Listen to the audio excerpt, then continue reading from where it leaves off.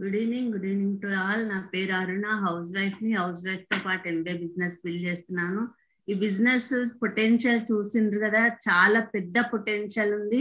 మన పిల్లలు అందరూ దీంట్లో సెక్యూర్ అవుతారు. మీరు చూస్తూనే ఉన్నారు ఎంత మంచి బిజినెస్ అంటే మొత్తం టోటల్ ప్రిన్సిపల్స్, వాల్యూస్, ఫ్యామిలీ, పైసలు అన్నీ ఉంటాయి ఈ బిజినెస్ లో. ఒక చిన్న సీడీ, నేను ఒక సీడీ వింటున్నా, చిన్న మెసేజ్ సార్ది ఇప్పుడు ఇంపార్టెంట్ కాబట్టి 2 నిమిషాలు మాట్లాడతాంటే. అది ప్రవీణ్ మధుచేడా సార్ వాళ్ళది. అది 2008 లో సార్ చనిపోయినారు. ఆ చనిపోయినాక ఆ మేడం చనిపోయినప్పుడు వాళ్ళు ఫౌండర్ డైమండ్స్ ఉండే. తర్వాత ఇప్పుడు చనిపోయినాక ఎవరు వాళ్ళు, ప్రవీణ్ మధుచేడా వాళ్ళు మణిపాల్ రెడ్డి సార్ వాళ్ళు ఉన్నారు కదా, వాళ్ళ అప్లైన్, వాళ్ళ స్పాన్సర్ అన్నమాట. మణిపాల్ రెడ్డి సార్ వాళ్ళది ఎంత గ్రూప్ ఉంది. మణిపాల్ రెడ్డి సార్ వాళ్ళ కింద కుమారు, సుగీత్ అద్వాని, ఎంత పెద్ద మొత్తం డైమండ్స్, డబల్ డైమండ్స్, అంత పెద్ద గ్రూప్ ఉంది. అయినా ఆ మేడం ఇప్పుడు ఏంటంటే ఇప్పుడు ఈడీసీ అయినారు. ఎందుకంటే కాంతిలత మేము వాళ్ళు ఉన్నారు కదా, వాళ్ళ హెల్ప్ తోటి. ఈ బిజినెస్ లో ఏంటంటే సక్సెస్ కావాలి అని అనుకుంటే ఒక గురువు, ఒక టీచర్, ఏ బిజినెస్ లో ఎక్కడైనా లైఫ్ లో కనుక సక్సెస్ కావాలి అని అనుకుంటే మనల్ని ప్రోత్సహించి మనల్ని పైకి తీసుకొని వచ్చే ఒక టీచర్, ఒక గురువు అవసరం మనకు ఎంతైనా ఉంది. అంత పెద్ద గ్రూప్, అంత పెద్ద సెక్యూర్ లెగ్ ఉన్నా గానీ, ఆ సార్ లేకున్నా గానీ ఆ మేడంకి, మధు మేడంకి హెల్ప్ చేసి కాంతిలత మేము వాళ్ళు, ఆమె ఈరోజు ఈడీసీ ఉన్నారు.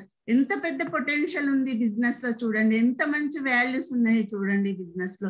ఇవన్నీ చేసుకుంటూ బిజినెస్ ఇప్పుడు బయట ఎన్ని ఛాలెంజెస్, ఇప్పుడు మళ్ళీ ఏదో లాక్డౌన్ అది ఇది అని ఎన్నెన్నో ఉన్నాయి. ఎంతెంతో ఇన్వెస్ట్మెంట్ చేస్తారు. ఆర్ఆర్ఆర్ ఏదో ఫిలిం వచ్చింది కదా, ఎన్టీ రామారావుది, రామ్ చరణ్ ఏదో, అది 400 కోట్లు ఇన్వెస్ట్మెంట్ చేసి ఫిలిం తీసిండ్రంట.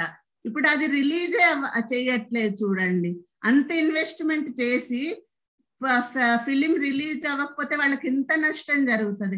అలాంటివి మనం ఏమన్నా ఈ బిజినెస్ లో మనం ఇన్వెస్ట్మెంట్ చేస్తున్నామా? మనం మెల్లమెల్లగా నేర్చుకుంటూ పోయి కొంతమందికి మనం ప్రొడక్ట్స్ వాడుకుంటూ, కొంతమందికి షేర్ చేసుకుంటూ, నేర్చుకుంటూ బిజినెస్ లో డబ్బు సంపాదించవచ్చు. Shoe all the best. Okay, very good, thank you. So madam చెప్పింది ఏంటంటే కన్క్లూజన్ గా, సో ఈ నెల జనవరి 2022లో మన ఎస్ఓసిడి ప్రోగ్రామ్ లో 4 సీడీలు వస్తాయి. లీడర్షిప్ ఎస్ఓసిడి అంటే యుఎస్ఏ వాళ్ళే 4 వస్తాయి కదా. సో దాంట్లో మేడం వాళ్ళది ఎస్ఓసిడి దాంట్లో ఉంది అనమాట. అంటే ప్రవీణ్ అండ్ మధుచేడా వాళ్ళు చాలా రెస్పెక్టెడ్ లీడర్స్ అనమాట మన బ్రిట్ వరల్డ్ వైడ్ లో. సో సార్ అతను యాజ్ ఏ ఫౌండర్ డైమండ్ గా ఉన్నప్పుడు ఆయన చనిపోయినారు. సో ఆ తర్వాత మేడం అంటే వాళ్ళ బాబు ప్లస్ వాళ్ళ కోడలు వాళ్ళతో కలిసిందంటే వాళ్ళు ఆ తర్వాత కూడా వాళ్ళు కృషి చేసి టీం అంతటితో కలిసిందంటే వాళ్ళు ఈరోజు ఒక ఈడీసీ లెవెల్లో ఉన్నారు. దాంట్లో ఆ సీడీలో చెప్తాడు ఆయన, చనిపోయే ముందు ఒక రోజు ముందు కూడా అక్కడ ఉన్న ఒక సిస్టర్ ఉంటది కదా, వాళ్ళు పాపం కొత్తగా మ్యారేజ్ అయినట్టుంది, వాళ్ళకు మనీ స్ట్రగుల్ చేస్తున్నట్టున్నారు, ఈమెకు ప్లాన్ చెప్పండి అని చనిపోయే ఒక రోజు ముందు కూడా అతను వాళ్ళ ఫ్యామిలీకి చెప్పిండు. అంటే మీరు అర్థం చేసుకోండి ఈ బిజినెస్ లో వాళ్ళు ఎంత మునిగి ఉంటే మాత్రం ఆ డెత్ బెడ్ లో ఉన్నప్పుడు కూడా ఆయన ఒకరికి ప్లాన్ చెప్పాలనే దాని గురించి ఆలోచిస్తున్నాడు. అంటే ఇదనమాట ఈ బ్రిట్ వరల్డ్ వైడ్, దాని యొక్క పవరు, మన టీము అలాంతా చాలా ఉంటది అనమాట. సో అదే మేడం ఇందాక చెప్పినారనమాట. నేను అది షేర్ చేస్తాను, మీరు వినొచ్చు అనమాట. జస్ట్ 20 మినిట్స్ టాకే ఉంటుంది అది, కానీ చాలా పవర్ఫుల్ టాక్ అనమాట. So with these words we will start our today's topic అనమాట. నేను ఒకసారి పీపీటీ షేర్ చేస్తాను, దాని ద్వారా మాట్లాడదాం మనం.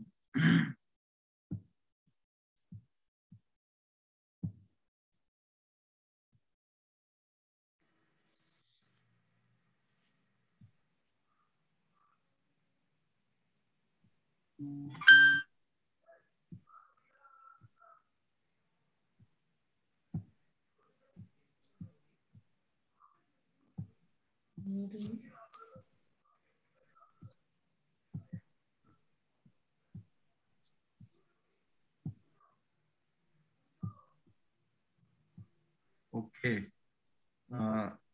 కనిపిస్తుందంట అనుకుంటా కదా Ramesh? Okay sir. Voice clear ఉంది కదా? సార్. ఓకే, సో ఈరోజు అంటే మనం మాట్లాడుకునే టాపిక్ ఈరోజు ఏమంటే legitimacy and future of direct selling as well as Amway అన్నమాట. దీంట్లో టాపిక్ అర్థమైంది అనుకుంటా మీకు. లెజిటిమసీ అంటే ఏంటంటే లీగాలిటీ అన్నమాట. ఇది ఎంతవరకు చట్టపరంగా కరెక్ట్ ఉంది, తర్వాత వీటి ఫ్యూచర్ ఎట్లా ఉంది, direct selling as well as Amway. ఎందుకంటే Amway is part of direct selling కదా. సో ఈ రెండింటి ఎట్లా ఉంది అనేది మనం జస్ట్ ఏంటంటే అసలు ఇంట్రొడక్షన్ ఏమి, మన కార్పొరేషన్ అవి కానీ ఎప్పుడు స్టార్ట్ అయినాయి, జస్ట్ స్టార్టింగ్ లో కొంత దాని గురించి చెప్పి ఆ తర్వాత ఏమంటే లీగాలిటీస్ అనేది ఎప్పుడు స్టార్ట్ అయినాయి, ఎట్లా ఉన్నాయి, ఇండియా సినారియో ఎట్లా ఉంది, గ్లోబల్లో కూడా ఎట్లా ఉన్నాయి అనేది వాటి డీటెయిల్ గా కాకుండా కొంచెం ఒక హిస్టరీ ఇస్తూ మనము కొన్ని పాయింట్స్ మాట్లాడదాము. దాని ద్వారా ఏంటంటే కొత్త వాళ్ళకు కూడా ఒక ఐడియా వస్తుంది, పాత వాళ్ళకు కొన్ని విషయాలు అన్ని తెలుసు, బట్ దాన్ని మాట్లాడదాం. ఓకే, సో మనం చూసినట్టయితే చాలా మందికి ఐడియా ఉండొచ్చు అసలు ఎంవే అంటే ఏమంటే. మనం అనుకుంటాం ఏంటంటే 1959 లో స్టార్ట్ అయింది ఎంవే అనేది, ఒక 60 years హిస్టరీ ఉంది అనేదే మనం అనుకుంటాం. కానీ యాక్చువల్ గా చెప్పాలంటే ఎంవే దాదాపు ఈ 2020 ఇంకా 2 years అయితే దాదాపు 90 years అవుతుంది ఎంవే విత్తనాలు అంటే వాటి యొక్క ఫౌండేషన్ స్టార్ట్ అయ్యి. ఎందుకనంటే ఈయన ఉన్నాడు కదా, ఫౌండేషన్ ఆఫ్ న్యూట్రిలైట్, అంటే న్యూట్రిలైట్ అనేది ముందు స్టార్ట్ చేయబడింది. అది తర్వాత ఏంటంటే ఎంవే స్టార్ట్ అయిన తర్వాత 1970s లో అది టేక్ ఓవర్ చేయబడింది ఎంవే ద్వారా.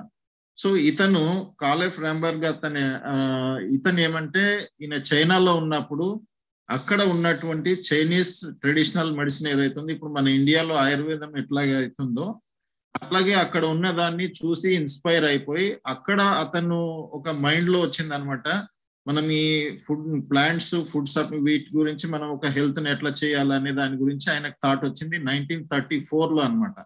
అప్పుడు ఆయన ఏమంటే పయనీర్స్ అనమాట, అంటే ఈ ఇండస్ట్రీలో యాజ్ ఏ అంటే ఇప్పుడు ఈ ట్రెడిషనల్ సిస్టమ్స్ ఏవైతున్నాయి అవి కాకుండా ఒక కొత్త రకంగా స్టార్ట్ చేసినటువంటి వ్యక్తి ఇతనే అనమాట.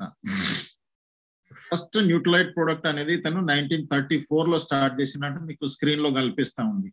ఆ తర్వాత క్రమక్రమంగా న్యూట్రిలైట్ హెల్త్ ఇన్స్టిట్యూట్ అని ఈ రోజు వరల్డ్ వైడ్ గా దాదాపుగా అబౌవ్ 60% ఆఫ్ ద వాల్యూమ్ అనేది న్యూట్రిలైట్ తోటే జరుగుతుంది. సో దీంట్లో ఉన్నటువంటి మన రిచ్ డేవాస్ జేవెన్ అనే వాళ్ళు ముందు ఈ న్యూట్రిలైట్ దాంట్లోనే వాళ్ళు వర్క్ చేసే, అంటే యాజ్ ఏ డిస్ట్రిబ్యూటర్స్ గా ఉండేవాళ్ళు అనమాట.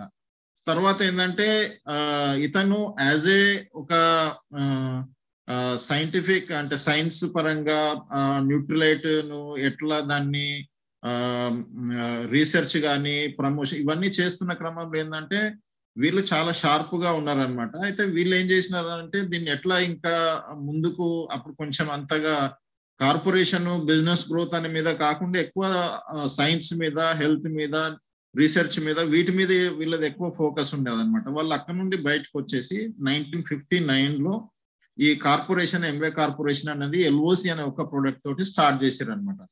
అంటే మనకు తెలియాల్సింది ఏమంటే ఈ ఎంవే కార్పొరేషన్ అనేది ఎప్పుడు స్టార్ట్ అయిందని అంటే అది 1959 లో అఫీషియల్ గా స్టార్ట్ అయింది. బట్ దానికంటే ముందు మన న్యూట్రిలైట్ అనేది ఎంవే డిస్ట్రిబ్యూటర్స్ దాంట్లో ఉండేది. ఆ తర్వాత వీళ్ళు ఆఫ్టర్ 59 లో స్టార్ట్ చేసిన తర్వాత వాళ్ళు క్రమక్రమంగా డెవలప్మెంట్ దాన్ని ఎక్స్పాండ్ చేసే క్రమంలో వాళ్ళు ఈ కాలెఫ్ రాంబర్గ్ యొక్క న్యూట్రిలైట్ ని వాళ్ళు ఓన్ చేసుకున్నారు అనమాట. అంటే దాన్ని టేక్ ఓవర్ చేసుకొని దాన్ని డెవలప్ చేస్తూ వచ్చినారనమాట. ఈ రోజు మనం చూస్తాం కదా మోర్ దెన్ 6,000 అండ్ అబో ఫార్మ్ ల్యాండ్స్ ఇవన్నీ మనం ఏదైతే న్యూట్రిలైట్ గురించి మాట్లాడతామో అవన్నీ ఈ రోజు చాలా గ్రేట్ గా ఉంది.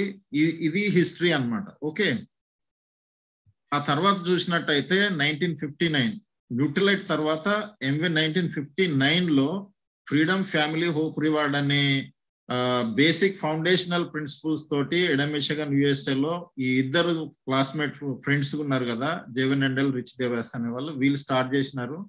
ప్రస్తుతం వాళ్ళ నెక్స్ట్ జనరేషన్ వాళ్ళు స్టీవెన్ హ్యాండెల్ అండ్ డగ్ డేవిస్ వీళ్ళు ఈరోజు ఈ కార్పొరేషన్ ను హెడ్ చేస్తా ఉన్నారు. ఇప్పుడు దాదాపు 2022 అంటే 60+ ఇయర్స్ అయిపోయినాయి.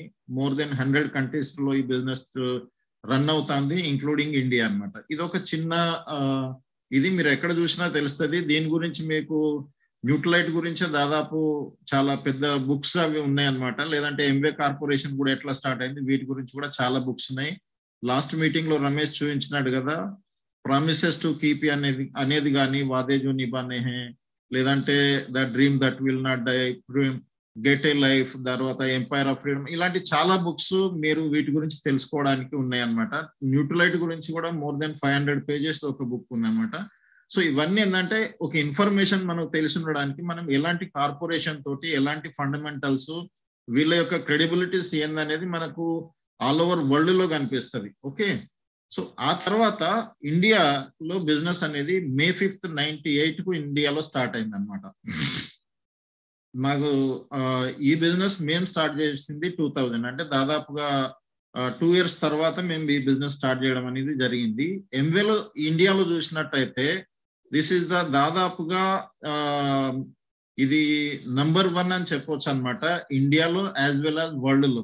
చాలా మంది వాళ్ళది మాది నంబర్ 1 ఈ రకంగా ఆ రకంగా అని చెప్తారు. బట్ మనం అన్నిటినీ కనుక మనము సమగ్రమైన కంపారిజన్ చేసినట్లయితే మనం అనేదే కాదు, వరల్డ్ లో ఉన్నటువంటి అన్ని ఏజెన్సీస్ కావచ్చు లేదంటే అవన్నీ కూడా దీన్ని వరల్డ్స్ నంబర్ 1, ఈవెన్ న్యూట్రలైట్ కావచ్చు. Nutralite is the world's number 1 selling vitamins and dietary supplements brand ఇది ఉంది. తర్వాత ఏంటంటే artistry also number 1 premium skin care brand ఉంది. తర్వాత ఇండియాలో వీళ్ళు దాదాపుగా 6,500 crores అప్పుడు ఇన్వెస్ట్ చేసి ఇక్కడ మ్యానుఫ్యాక్చరింగ్ యూనిట్ పెట్టినారు. తర్వాత మనీ బ్యాక్ గ్యారంటీతో పాటుగా తర్వాత కిచెన్ అండ్ ఎయిర్ ప్యూరిఫైర్స్ మనం చూస్తున్నాం కదా, అట్మాస్ఫియర్ మినీ అనేది కానీ, కుక్ వేర్, మన ఎంవే క్వీన్ కుక్ వేర్, ఇవన్నిట్లలో వరల్డ్స్ నంబర్ 1 అన్నమాట.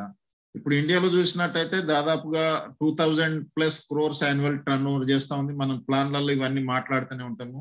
ఈ leading direct selling company FMCG company. తర్వాత మోర్ దెన్ 150 అంటే దాదాపు ఇప్పుడు 200-250 కూడా దాటిపోయినాయి, ఎందుకంటే కొన్ని ప్రొడక్ట్స్ టైఅప్ కూడా జరిగినాయి. More than 130 offices plus over 6.5 lakhs active distributors ఉన్నారు. ఇదంతా ఏమంటే ఎంవే గురించి ఈరోజు మనం అనుకుంటున్నది. సో ఇదంతా ఏదో మనకు నచ్చింది చెప్తున్నాం అనేది కాదు, ఇది అఫీషియల్ డాటా అన్నమాట. దీనికంటే చాలా గ్రోత్ అనేది ఇంకా జరిగింది, ఇది జస్ట్ ఇంకా కొంచెం పాతదే అన్నమాట ఇది. సో దీన్ని చూసినట్టయితే మనకు ఈ మార్కెట్, ఇది మన మ్యానుఫ్యాక్చరింగ్ యూనిట్ ఉంది కదా, make in India make for India అనేది మదురై తమిళనాడులో వీళ్ళు స్టేట్ ఆఫ్ ఆర్ట్ ఫెసిలిటీ తోటి ఈ కార్పొరేషన్ కి, ఎందుకంటే ఎప్పుడైతే గైడ్ లైన్స్ వచ్చినాయో, అంటే ఇది కూడా మొన్న రీసెంట్ గా కూడా వచ్చినాయి పేపర్ దాంట్లో న్యూస్ లో, మీరు ముందు చూస్తారు, అవి మనం మాట్లాడదాం. సో ఇది ఏదంటే దాదాపుగా వరల్డ్ లో ఇప్పుడు ఏమంటే ఒకటి USA, China and India. So వాళ్ళకి ముందు నుండే ఒక ముందు చూపు ఉంది కాబట్టి ఏంటంటే వాళ్ళు దీన్ని దాదాపుగా పెద్ద ఒక ఏషియా కంట్రీస్ కి ఒక హబ్ గా దీన్ని ఇక్కడ నిర్మించడం అనేది జరిగింది. దీంతో పాటే మన పక్కన ఉన్నటువంటి ఏషియన్ కంట్రీస్ ఏవైతున్నాయో ఫ్యూచర్ లో బిజినెస్ స్టార్ట్ చేస్తే వాటికి కూడా ఇక్కడ నుండే సప్లై చేయడం అవి అనేది జరుగుతుంది అనమాట. దాన్ని దృష్టిలో పెట్టుకొని ఇంత పెద్ద ఇది వీళ్ళు ఇక్కడ నిర్మించడం అనేది జరిగింది. దీని గురించి చెప్పాలంటే 1 గంట పడుతుంది. దీంట్లో ఏమేమి ఫెసిలిటీస్, ఎంత మంచిది ఏమనేది నేను దాని గురించి వెళ్ళట్లేదు. ఇక్కడ మీరు చూస్తున్నారు కదా, MA2 launches state of art manufacturing plant in Tamil Nadu. So ఇదనమాట మా గవర్నమెంట్ ఆఫ్ జయలలిత వాళ్ళ సీఎం గా ఉన్నప్పుడు జరిగింది అనమాట. ఇది అంత హిస్టరీ అనమాట. మీరు ఎక్కడైనా వీటిని చూడొచ్చు అనమాట. ఈ లీడ్ గోల్డ్ సర్టిఫికేట్స్ అని, తర్వాత జీరో వేస్టేజ్ అని చాలా అవి క్రెడిబుల్స్ మనకు ట్రైనింగ్స్ లలో అన్నిట్లలో చెప్తా ఉంటారు. నేను దాని గురించి వెళ్ళట్లేదు. జస్ట్ దీంట్లో ఏంటంటే ఒక హిస్టరీ, ఒక క్రెనాలజీ, ఎప్పుడెప్పుడు ఎట్లా జరిగింది అనే దాని క్రమంలో నేను జస్ట్ దాని ఇన్ఫర్మేషన్ ఇవ్వడం అనేది జరుగుతూ ఉంది అనమాట. మీరు చూస్తున్నారు కదా, ఇక్కడ దాదాపు 98% of what we have we manufacture in India అనమాట. అంటే వీళ్ళు ఎవరైతే ఇక్కడ జరుగుతున్న మనకు ఇప్పుడు మనం వాడుతున్న, మనం ప్రమోట్ చేస్తున్న ప్రొడక్ట్స్ ఏవైతున్నాయో అవన్నీ కూడా 98%, జస్ట్ లైక్ ఇప్పుడు మన క్వీన్ ఉంది అనుకోండి, అలాంటి కొన్ని అంటే ఒక 2% తప్ప, కొన్ని ఆర్టిస్టుల్లో కొన్ని కావచ్చు, అలాంటి కొన్ని తప్ప మిగతా అన్ని కూడా ఏంటంటే ఇండియాలోనే వీళ్ళు స్టార్ట్ చేస్తా ఉన్నారు. సో దీన్ని చూస్తున్నారు కదా, దీంట్లో ఎప్పుడైతే అంశుబుద్ధ్ రాజా ఈయన ఒక ఇండియన్ సిఇఓ దీనికి వచ్చిన తర్వాత Amway's priority is to engage with the government constructively. అంటే ఇప్పుడు మనం చూస్తున్నాం కదా, చాలా మందికి ఏంటంటే లీగాలిటీ అనేసరికి ఏంటంటే అసలు గవర్నమెంట్ దీన్ని పర్మిషన్ ఇచ్చిందా, దీనికి లైసెన్స్ ఉందా, అంటే ఒక లే భాషలో చాలా మంది ఏమనుకుంటారంటే దీని గ్యారంటీ ఏంది. మేము బిజినెస్ స్టార్ట్ చేసిన రోజులలో ఏంటంటే మేము అక్కడ మన ఏపీ తెలంగాణ అంటే అక్కడికి వచ్చినప్పుడు చాలా మంది ఏంటంటే ఇది కూడా క్వాంటమ్ లాంటిదేనా అనేవాళ్ళు. అసలు ఇది ఉంటుందా, దీనికి గ్యారంటీ ఏంది అలాంటిది అనేవాళ్ళు. దాదాపు ఇప్పుడు 25 ఏళ్ళు వచ్చింది, చాలా మంది పోయినారు, బిజినెస్ స్టార్ట్ చేసి కొద్దిగా అటు ఇటు చేసి పోయినారు, కానీ కార్పొరేషన్ మాత్రం ఉంది. ఎందుకంటే ఇక్కడనే కాదు, వరల్డ్ లెవెల్లో 60+ ఇయర్స్ న్యూట్రలైట్ తీసుకుంటే దాదాపు 90 ఇయర్స్ నుండి ఈ కార్పొరేషన్ ఉంది. అంటే మీరు అర్థం చేసుకోవచ్చు. సో పార్ట్నర్షిప్ ఎంవే ఇండియా అనేది ఏంటంటే ఇన్ ఆపరేషన్ 98 నుండి జరుగుతుంది, టర్నోవర్ 2000 crores. ఇవి partnership make in India, clean environment కావచ్చు, లివరేజ్ డిజిటల్ కావచ్చు, ఉమెన్ ఎంపవర్మెంట్ కావచ్చు, చాలా మన గవర్నమెంట్ ఏవేవైతే చేస్తున్నదో అవన్నిటికీ దాదాపుగా అనుకూలంగానే చేస్తా ఉన్నారు అనమాట. దీంట్లో China is 30 billion direct selling industry అనమాట. 30 బిలియన్ అంటే మీరు ఆలోచించండి, మీరు ఒకసారి చూస్తే తెలుస్తుంది, నేను డీటెయిల్ ఇవ్వట్లేకపోతున్నాను దాని గురించి. While India direct selling is just 0.4% of retail sales అంటారు. That one being opportunity to double the numbers, it has a leverage of 10 times. ఇది చాలా ముందటిది అనమాట. రీసెంట్ గా కూడా మళ్ళీ దీన్ని పేపర్లో రావడం జరిగింది. చైనా తోటి పోల్చుకుంటే ఏంటంటే మన పాపులేషన్ కావచ్చు, పాసిబిలిటీస్ కావచ్చు చాలా ఉన్నాయి. కాబట్టి ఏంటంటే దీని ఫ్యూచర్ చాలా ఉంటుంది. సో ఇది చూసినట్టయితే మీరు చూస్తున్నారు కదా, government of India and ఎంవే. So ఎప్పుడైతే మోదీ గారు మన వరల్డ్ విజిట్ లో అక్కడికి వెళ్ళినప్పుడు ఏంటంటే మిలింద్ పంత్ వాళ్ళు ఉన్నారు కదా, అతను ఇండియన్ ఆరిజిన్ అనమాట. అతను మొత్తం వరల్డ్ లో ఉన్నటువంటి అన్ని కంట్రీస్, అన్ని బిజినెసెస్ ఏవైతే ఉన్నాయో అవన్నిటి కూడా ఇతను సిఇఓ అనమాట, చీఫ్ ఎగ్జిక్యూటివ్ ఆఫీసర్ అనమాట. అంటే అతను ఇండియన్. ఇతను అయిన తర్వాత ఏంటంటే చాలా గ్రోత్ అనేది జరుగుతూ ఉంది. ఇక్కడ మీరు చూస్తా ఉన్నారు, దీంట్లో మోదీ గారు ఈ విజిట్ చేయడం కూడా జరిగింది మన చెన్నైలో ఉన్నటువంటి దాన్ని. మీరు మధ్యలో చూస్తున్నట్టయితే మొత్తము వరల్డ్ లో ఉన్నటువంటి బిజినెస్ వాళ్ళందరితోటి మోదీ గారు, తర్వాత పంత్ మన మిలింద్ పంత్ వాళ్ళు ఉన్నారు, తర్వాత అనురాగ్ ఠాకర్ వాళ్ళ వీడియోస్ కూడా ఉన్నాయి. మీరు చూస్తే డైరెక్ట్ సెల్లింగ్ ఏ రకంగా ఇండియా గ్రోత్ కి యూజ్ అవుతుందనే వీడియోస్ కూడా ఈయన అమితాబ్ కాంత్ అనమాట, ప్లానింగ్ కమిషన్ సిఇఓ, నీతి ఆయోగ్ సిఇఓ అనమాట. సో ఇలా ఇవన్నిటిని కనుక మీరు స్టడీ చేసినట్టయితే మీకు ఒకటైతే క్లియర్ అవుతుంది ఏంటి అని అంటే, Indian government and all state governments ఏంటంటే డైరెక్ట్ సెల్లింగ్ గురించి కానివ్వండి, లేదంటే మన ఎంవే గురించి కానివ్వండి, ప్రతి ఒక్కటి ఏంటంటే వాళ్ళకు దాన్ని ప్రోత్సహిస్తా ఉన్నారు. దాన్ని కలిసి వర్క్ చేయడం అనేది జరుగుతుంది ఇన్ మెనీ రెస్పెక్ట్స్. మనకు కనిపించేది చాలా తక్కువ, కనిపించని వీళ్ళు ఎక్కడెక్కడ ఏ రకంగా లైజనింగ్ చేస్తూ గవర్నమెంట్ కు వాళ్ళు దాంతో పాటు నడుస్తా ఉన్నారు అనేది మనం దీన్ని ఎంత స్టడీ చేస్తే అంత చాలా పెద్దగా అనిపిస్తుంది మనకు. సో దిస్ ఈస్ ద అదనమాట. నెక్స్ట్ చూసినట్టయితే మీరు చూస్తున్నారు కదా, ఈ డైరెక్ట్ సెల్లింగ్ ఈ రోజు ఎట్లా ఉంది అంటే దాదాపు వరల్డ్ లెవెల్లో 200 బిలియన్స్ దాటింది. అంటే ఒక్కొక్క బిలియన్ అనేది చాలా పెద్ద అమౌంట్ అవుతుంది, అది మీరు తర్వాత లెక్కలు చేసుకోవచ్చు. సో దీని గురించి చూసినట్టయితే చాలా మంది ఇది దీనికి ఫ్యూచర్ ఏంది, లేదంటే దీనికి గవర్నమెంట్ ఎట్లా సపోర్ట్ చేస్తుంది ఇవ్వంటారు కదా. ఇప్పుడు బిజినెస్ స్టడీస్ అనేది 12th CBSE సిలబస్ అది ఉంది కదా బుక్స్, దాంట్లో వాళ్ళు ఎంవే గురించి ఆల్రెడీ ఒక చాప్టరే పెట్టిరు అనమాట దాని గురించి. రమేష్ ఒకసారి చూసుకో, వాళ్ళది ఆడియో వస్తా ఉంది, ఇప్పుడు ఎవరో జాయిన్ అయినారు.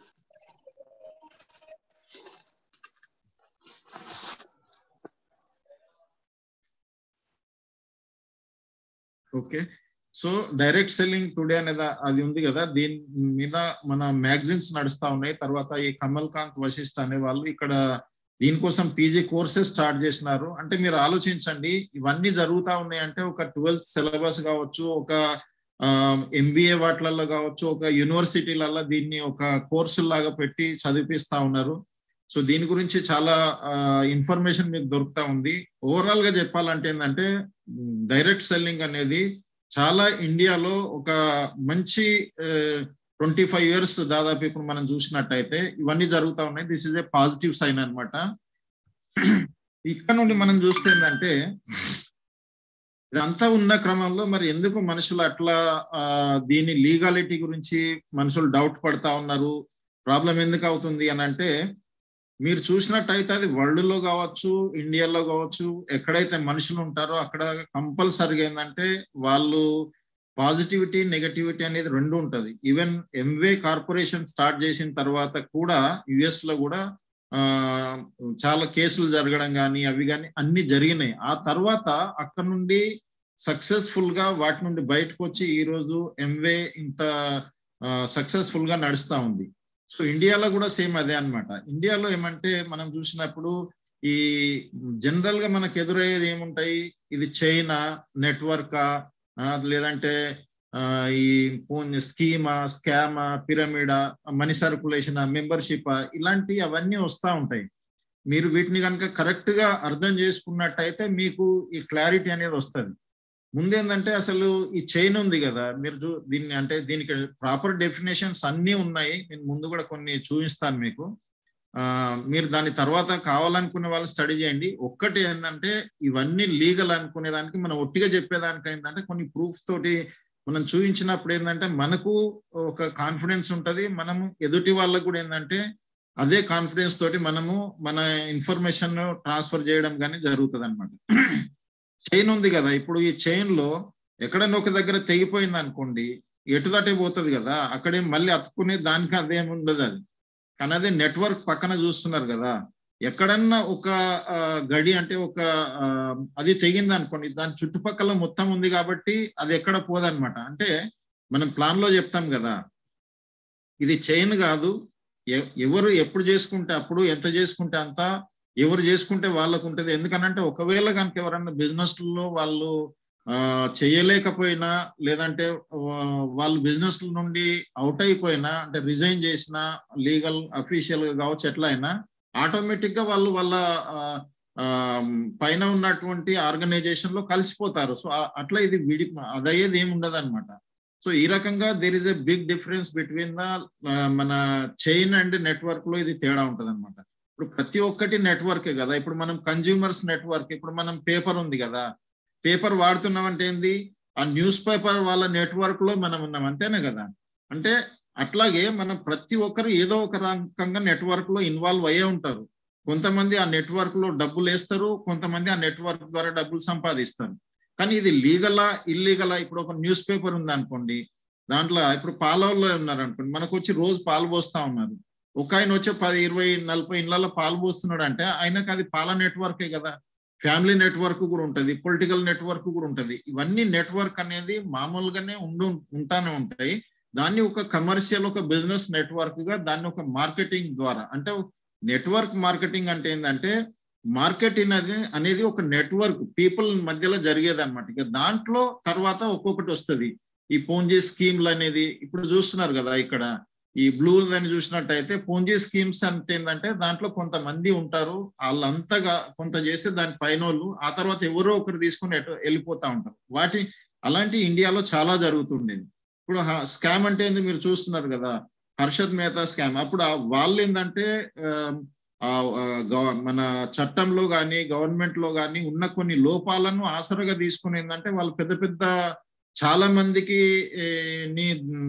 వాళ్ళు ఒక్కరు బెనిఫిట్ కావడం కోసం చాలా మందిని వాళ్ళు యూజ్ చేసుకుంటారు అనమాట. సో ఇవన్నీ స్కామ్స్. ఇవి నేను డీటెయిల్ గా వెళ్ళట్లేదు, జనరల్ ఒక ఐడియా ఇస్తున్నాను. నెక్స్ట్ ఏంటంటే పిరమిడ్స్ అనమాట. ఇప్పుడు మీరు చూస్తున్నారు కదా, పిరమిడ్లు ఏంటంటే ఇప్పుడు ఈ మధ్యలో ఉంది కదా, కింద మొత్తం బేస్ ఎక్కువగా ఉంటది, పైకి పోతా ఉంటే తక్కువ అవుతా ఉంటది. సపోజ్ ఇప్పుడు ఒక ఆర్గనైజేషన్ లో ఒక కాలేజ్ ఎవరైనా వర్క్ చేసేది ఉంటది అనుకుంటే, గవర్నమెంటే ఉంది అనుకోండి, ఇంతమంది ఓటేసే వాళ్ళు ఉంటారు, దాంట్లో కొంతమంది ఎమ్మెల్యేలు ఉంటారు, ఆ తర్వాత ఒక సీఎం ఉంటారు. అంటే సీఎం పైన ఉన్నాడు, ఓటర్లు అంతా కింద ఉన్నారు, అవునా కదా. అట్లాగే ప్రతి ఒక్క దగ్గర కూడా ఏంటంటే ఇది కామన్ గా ఉంటది. కానీ ఇక్కడ రెండు రకాలుగా, ఒకటి ఏంటంటే లీగల్ పిరమిడ్స్, ఇల్లీగల్ పిరమిడ్స్ అనేది రెండు ఉంటది అనమాట. లీగల్ పిరమిడ్స్ ఏంటంటే మనము ఏదైతే సపోజ్ ఇప్పుడు ఎలక్షన్లే ఉన్నాయి అనుకోండి, ఎలక్షన్ లో ఒకళ్ళు ఓటేసారు, ఓటేసిర్రు, ట్యాక్సులు కడతా ఉన్నారు. కట్టినప్పుడు అదంతా గవర్నమెంట్ దగ్గర జమ అవుతుంది. అయిన తర్వాత ఏంటంటే దానికి బదులుగా మనకు రావాల్సినటువంటి ఫెసిలిటీస్ ఏవైతే ఉన్నాయో అవన్నీ వస్తున్నాయి అనుకోండి, అది లీగల్ అన్నట్టు అనమాట. కానీ అట్లా కాకుండా మనం పెట్టే డబ్బులన్నీ అక్కడ పోయేసి వాళ్ళు దాన్ని ప్రాపర్ గా మనకు ఇవ్వాల్సిన సర్వీసెస్ ఫెసిలిటీస్ వాళ్ళు ఇవ్వట్లేదు అంటే అది ఒక రకంగా ఇల్లీగల్ అయిపోతుంది. అంటే ఒక రకంగా అది నాన్ జ్యుడిషియల్, అంటే అది చట్ట ప్రకారంగా కరెక్ట్ ఉండదు అనమాట. సో మనం ఒక ప్రోడక్ట్ కనుక మనం తీసుకుంటున్నాం అనుకోండి, ఒక కస్టమర్ ఒక డబ్బు ఇస్తున్నాడు అనుకోండి, ఆ ప్రోడక్ట్ కోసం డబ్బు ఇస్తున్నప్పుడు ఏంటంటే ఆ ప్రొవైడర్ ప్రోడక్ట్ ను ఇచ్చే వాళ్ళు ప్రొవైడర్స్ ఉంటారు కదా, దానికి తగిన వాళ్ళు వాల్యూ ఇస్తున్నారంటే దట్ ఈస్ లీగల్ అన్నమాట. ఒకవేళ అట్లా కాకుండా ఏదో చెప్పేసి అది ఉపయోగపడింది ఏదో మాయ మాటలు చెప్పేసి అది చెప్పేసింది అంటే డబ్బు తీసుకుంటారు కానీ అది వాళ్ళకి యూజ్ అయితే లేదనుకో, దాన్ని ఇల్లీగల్ పిరమిడ్ అంటారు. ఒకవేళ ఎగ్జాంపుల్ ఏంటంటే మనకి ఎవరన్నా మనల్ని అప్రోచ్ చేస్తారు ఏంటంటే మీకు ఇక్కడ మీకు ట్రిప్ దొరుకుతుంది, దీంట్లో మీరు మెంబర్షిప్ తీసుకోండి ఇదే అంటారు. ఆ ట్రిప్ మనకు ఉపయోగపడేది కాదు, ఏం కాదు, మనం ఏదో ఎక్సైట్మెంట్ లో వాళ్ళ మాటలు కట్టడి చేసి మనం దాన్ని తీసుకుంటాం. కానీ తీసుకున్న తర్వాత మనం దాన్ని యూజ్ చేసుకునేదే ఉండదు. ఎందుకనంటే అక్కడ పోయే ఫ్లైట్ ఛార్జీలు మిగతా ఛార్జీలు అవన్నీ మన దగ్గర ఏముండవు. కానీ తీసుకోవడానికి పెట్టిన పైసలు కూడా వేస్ట్ అవుతాయి కదా. సో ఇలాంటి వాటిని ఏమంటారు అంటే ఇల్లీగల్ పిరమిడ్ స్కీమ్స్ అంటారు అనమాట. వీటి గురించి మీరు కరెక్ట్ గా మీకు అర్థం కావాలంటే మన దగ్గర తెలుగులో కూడా ఉంది. అది మీ కళలను కొల్లగొట్టింది ఎవరు, లేదంటే హూ స్టోలెన్ అమెరికన్ డ్రీమ్ ఉంది కదా, దాంట్లో క్లియర్ గా మంచిగా చాప్టరే ఇచ్చిండ్రు అనమాట, అసలు ఎట్లా పనిచేస్తాయి ఏమి అనే దాని గురించి. ఇంకోటి మనీ సర్కులేషన్, దాంట్లో మేము కూడా ఏంటంటే బనారస్ లో ఉన్నప్పుడు ఒక 2000 కట్టినామంటే 4 ఫామ్స్ వచ్చేది. ఆ 4 ఫామ్స్ లో మళ్ళీ మనము నలుగురిని జాయిన్ చేపిస్తే వాళ్ళు నెల లోపల కనుక నలుగురిని జాయిన్ చేపిస్తే 2,000 తోటి 500 చొప్పున నలుగురి మన దగ్గరకు వస్తాయి. ఒకవేళ చేయించకపోతే పోతాయి. సో ఇలాంటిది ఏంటంటే మనీ సర్కులేషన్ అనమాట. మెంబర్షిప్, నువ్వు ఇంతమందిని తీసుకొస్తే నీకు ఇన్ని పైసలు. మధ్యలో కొన్ని కంపెనీలు వచ్చినాయి, నువ్వేం లేదు మనుషులను మీటింగ్ లోకి తీసుకొస్తే కూడా డబ్బులు వస్తాయని. సో ఇలాంటి ఏంటంటే ఇవన్నీ చూసి ఏంటంటే మనుషులు పాత రోజుల నుండి ఇప్పటిదాకా ఏంటంటే ఏ రకంగా మనుషుల్ని ఎట్లా మనము అడ్డదారిలో వెళ్ళి కానీ లేదంటే మనుషులను మోసం చేసి కానీ ఏ రకంగా మనం డబ్బు సంపాదించాలనేది అది ప్రతి కంట్రీలో వరల్డ్ లెవెల్లో ఉండనే ఉంటుంది. దీనికి మెయిన్గా ఏంటంటే మనుషులు తెలిసి కూడా ఏంటంటే అత్యాశకు పోయి లాస్ అవుతా ఉంటారు. ఎక్కడన్నా చూడండి మీరు కామన్ సెన్స్ యూజ్ చేసి ఇది ఎట్లా అవుతుంది, వీళ్ళు ఎట్లా ఇస్తారు, ఏం లేదు. మధ్యలో ఒకసారి ఒక ఇన్సూరెన్స్ కంపెనీలో కూడా ఏంటంటే మీరు 3 ఏళ్ళది కట్టండి మీకు ఇన్ని పైసలు వస్తాయి. ఒక్కొక్కరు ఏంటంటే ఈవెన్ భూములు అమ్ముకొని కూడా కట్టారు దాంట్లో. సో నిజంగా ఆ తర్వాత ఏంటంటే మన రెగ్యులేటర్ గవర్నమెంట్ ఆఫ్ ఇండియా వాళ్ళు ఏంటంటే ఇది ఇట్లా కాదు, మేము అట్లా చేయలేదని చెప్పి మళ్ళీ వాళ్ళు ప్రెస్ నోట్ అనేది రిలీజ్ చేయడం జరిగింది. అంటే అత్యాశ ఎక్కడైతే లాలచి ఉంటుందో ఏడనన్నా చూడండి మీరు, ఏదైనా ఈ మనీ స్కామ్లు స్కీమ్లు ఇవన్నీ ఏదైతే జరుగుతున్నాయో వాళ్ళు అది ఫ్రీగా దొరుకుతుంది అని ఏంటంటే ఆటోమేటిక్ గా అత్యాశకు పోయిందంటే ఎవరికి చెప్పుకోలేకుండా అనమాట, అట్లా లాస్ అవుతా ఉంటారు అనమాట. సో దీన్ని కూడా అట్లాగే చూసి ఓహో ఇంట్లో కూడా మెంబర్స్ చేయాలా, ఇంట్లో కూడా ఇది కావాలా, చైనా మెంబరా ఇలాంటివి అడుగుతా ఉంటారు కదా, వాళ్ళకు మనం క్లారిటీ ఇవ్వాల్సిన అది మనకు ఉంటుంది. లేకపోతే వాళ్ళు దీని నుండి వంచిస్తాం అంటే వీళ్ళు దీన్ని యూజ్ చేసుకోకుండా పోతారు. సో ఇది కొంచెం బ్యాక్గ్రౌండ్ అనమాట ఎందుకు ఇట్లా జరుగుతుంది అనేది. మన పాత రోజులలో చూసినట్టయితే ఏదో ఒకటి చేస్తారు, నువ్వు ఇన్ని పైసలు కట్టు, ఇన్ని రోజులు ఇట్లా కడితే నీకు ఆటోమేటిక్ ఏంటంటే నీకు ఇది వస్తుంది అది వస్తుంది అని చెప్తారు.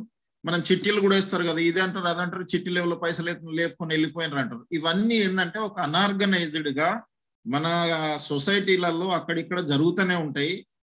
దానికోసం ఏంటంటే గవర్నమెంట్ తర్వాత ఈ గవర్నమెంట్ ఈ లాస్ అనేది తీసుకోవచ్చి, అంటే లాస్ అంటే ఏంటంటే చట్టాలను తీసుకురావడం అనేది జరిగింది. ఈ మొత్తము ఈ జరుగుతున్న అన్నిటికీ ఏంటంటే ఇవన్నిటిని దృష్టిలో పెట్టుకొని 1978లో the prize chits and money circulation scheme banning act 1978 అనేది అది ఫస్ట్ వీళ్ళు గవర్నమెంట్ ఆఫ్ ఇండియా తీసుకొచ్చింది అనమాట. దాన్నే మన ఆంధ్రప్రదేశ్ ఇప్పుడు ఉమ్మడి అది ఆంధ్రప్రదేశ్ ఉండే కదా, అప్పుడు వాళ్ళు ఏంటంటే 1979లో వాళ్ళు ఇంప్లిమెంట్ చేశారు అనమాట. దాంట్లో మెయిన్ ఉద్దేశం ఏంటంటే కన్జ్యూమర్ ప్రొటెక్షన్. ఇప్పుడు ఎంతో మంది నష్టపోతా ఉన్నారు కాబట్టి వాళ్ళు నష్టపోకుండా ఉండాలంటే ఏం చేయాలి, ఎందుకంటే దొరికిన వాళ్ళు దొరికినట్టుగా అమాయకులను వాళ్ళని వీళ్ళని దోసుకొని ప్రోడక్ట్ సరిగియక లేదంటే మనీ సర్కులేషన్స్ అని వాళ్ళు ఎటో వెళ్ళిపోయి ఇవన్నీ జరుగుతూ ఉన్నప్పుడు ఏంటంటే గవర్నమెంట్ దగ్గరికి చాలా కంప్లైంట్స్ అని పోయిన తర్వాత వాళ్ళు అప్పుడు దానికి ఒక చట్టం అనేది తీసుకురావాలని చెప్పి వాళ్ళు 1978లో తీసుకొచ్చారు అనమాట. ఇలాంటి అన్ని కూడా ఎవరైతే ఇలాంటి యాక్టివిటీస్ లో పాల్గొంటారో వాళ్ళకి ఈ శిక్షలు ఉంటాయి, ఇవి ఉంటాయి. ఆ కంపెనీ కానీ పర్సన్ కానీ అనేది because of the consumers protection act కింద 1986లో వీళ్ళు ఒక యాక్ట్ తీసుకొచ్చారు అనమాట.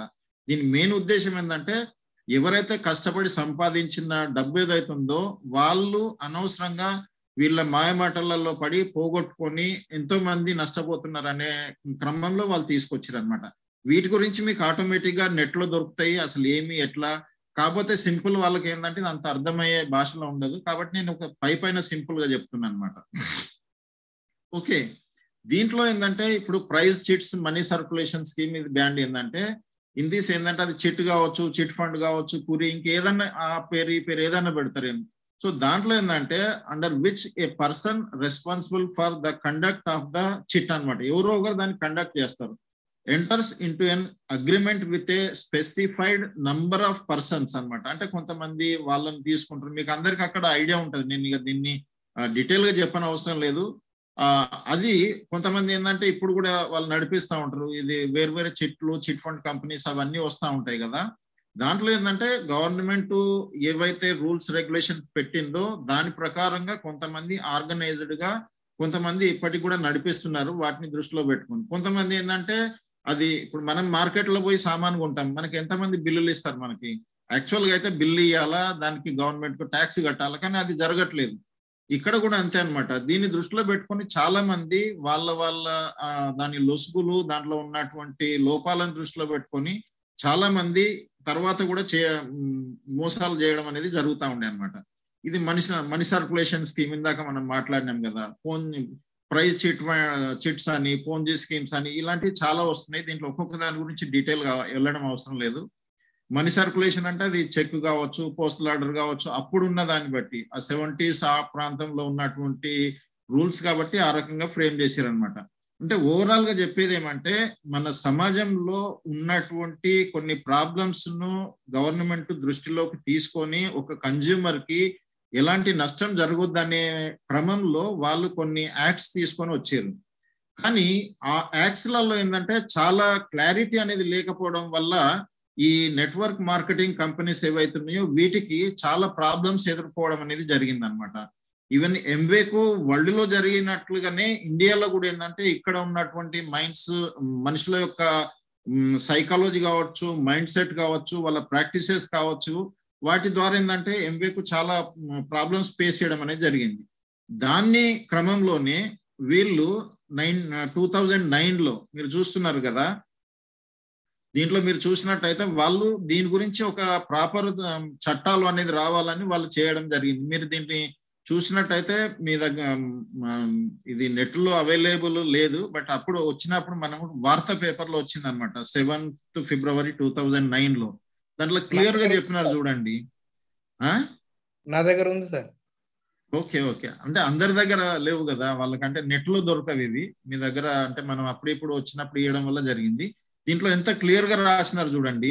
2009 ఇది. మీరు ఒక్కొక్కటి క్రోనాలజీ అంటే దేని తర్వాత ఏం జరిగింది అనేది మీరు కొద్దిగా డేట్స్ గుర్తుపెట్టుకుంటే మీకు ఒక క్లారిటీ వస్తుంది అనమాట. అందులో ఏం రాసినారు, మార్గదర్శకాలు చట్టాలు సరిగా లేనందున అనేక నకిలీ కంపెనీలు డైరెక్ట్ సెల్లింగ్ లో ప్రవేశించాయి. ఇప్పుడు ఎప్పుడైనా మనం చూస్తాం కదా, ఏదన్నా ఒకటి మంచిది ఉంది అని అంటే దానికి ఆటోమేటిక్ గా నకిలీ దానికంటే చాలా గొప్పగా ఫాస్ట్ గా తయారు చేసే అంత ఆర్ట్ మన వాళ్ళలో చాలా ఎక్కువగా ఉంటుంది అనమాట. సో దానికి మన వాళ్ళంతా పుట్టిన వాళ్ళు కదా ఇండియాలో. సో దానికి ఏంటంటే వీళ్ళు ఇంత మంచిగా ఉంటుంది ఈ దీంట్లో ఉన్నదంతా ఇదంతా దాన్ని ఎట్లా మొదలైంది, ఎప్పుడైంది, ఏమేం లాభాలు ఎట్లా ఉంది అన్నదంతా రాసిన తర్వాత లాస్ట్ కి ఇది రాశారనమాట. వాటి సరి అయిన మార్గదర్శకాలు లేకపోవడం వల్ల మీకు నకిలీ కంపెనీలు వచ్చేసి వీటి ప్రమోటర్లు ఎవరైతే ఉన్నారో వాళ్ళు రాత్రికి రాత్రే మటుమాయం అవుతారు. అంటే ఇది అది చెప్తారు, ఎటో పోతా ఉంటారు, వేసుకొని వెళ్ళిపోతా ఉంటారు వాళ్ళు. దీంట్లో వినియోగదారులు అసంతృప్తికి లోను కావటమే కాకుండా తమ డబ్బును కోల్పోతారు. ఈ మొత్తం వ్యవహారం వల్ల మొత్తం డైరెక్ట్ సెల్లింగ్ పరిశ్రమకు చెడ్డ పేరు వస్తున్నది. అది ఎప్పుడు రాసినారు అన్నారు వీళ్ళు, 2009లో. అర్థమైంది కదా. సో దీంతో రెగ్యులేటర్లు ఈ రంగాన్ని అతి జాగ్రత్తగా గమనిస్తున్నారు. సరైన చట్టం లేకపోవడం వల్ల ఈ పరిశ్రమ పనితీరును అవగాహన చేసుకోవడంలో రెగ్యులేటర్లు విఫలమవుతున్నారు. ఎందుకంటే ఆ మనీ సర్క్యులేషన్ యాక్ట్ ఏదైతుందో దాని ప్రకారంగా చూసినట్టయితే వాళ్ళు వస్తున్నారు, దాన్ని అటు ఇటు యూజ్ చేసుకుంటున్నారు, డబ్బు సంపాదించుకుని వెళ్ళిపోతున్నారు. కానీ అసలుగా పర్మనెంట్ గా బిజినెస్ చేయాలా, ఒక పద్ధతిగా సిస్టమేటిక్ గా లీగల్ గా ఎథికల్ గా చేయాలనేటోళ్లకు ప్రాబ్లమ్స్ ఎదుర్కోవాల్సి వస్తుంది. ఎందుకంటే అన్ని ఒకటే కదా, ఇది కూడా అట్లే ఉన్నది, వీళ్ళు కూడా అట్లాంటి వాళ్ళే ఇది చేసి అది చేసిరని చేసి నష్టం చేసిపోయేటోళ్ళని వదిలేసి అసలు వాళ్ళకి ప్రాబ్లం కావడం మొదలైంది అనమాట. డైరెక్ట్ సెల్లింగ్ ఉపాధి కల్పించే పరిశ్రమ 2009లో రాసినారు చూడండి. అప్పటికే ఇది ఇండియాలో కానీ వరల్డ్ లో కానీ ఎంతో మంది వేరే కొన్ని కంట్రీస్లలో అయితే ఆటోమేటిక్ గా దీన్ని ఒక లీగల్ చేసి ఒక మంచి అది చేసి దాన్ని చాలా యూజ్ చేసుకుంటున్నారు. చైనా కావచ్చు, మిగతా కంట్రీస్ చాలా ఉన్నాయి కదా వాటిలలో. కానీ మన దగ్గర అలాంటిది ఇంకా రాలేదన్నమాట 2009 వరకు కూడా. సో దానిపై డైరెక్ట్ సెల్లింగ్ దానిపై ఎవరికి సందేహం అవసరం లేదు. అంటే ఇది అవసరం, ఈ పరిశ్రమ వల్ల ఆర్థిక వ్యవస్థకు మేలు జరుగుతుందనడంలో సందేహం లేదు. ఇందాక చూసినాం కదా మనము, ఆయన గవర్నమెంట్ ఆఫ్ ఇండియా ఆయన CEO, planning commission CEO Amitabh Kant, ఆయన వీడియోస్ ఉంటాయి, మీరు చూడండి.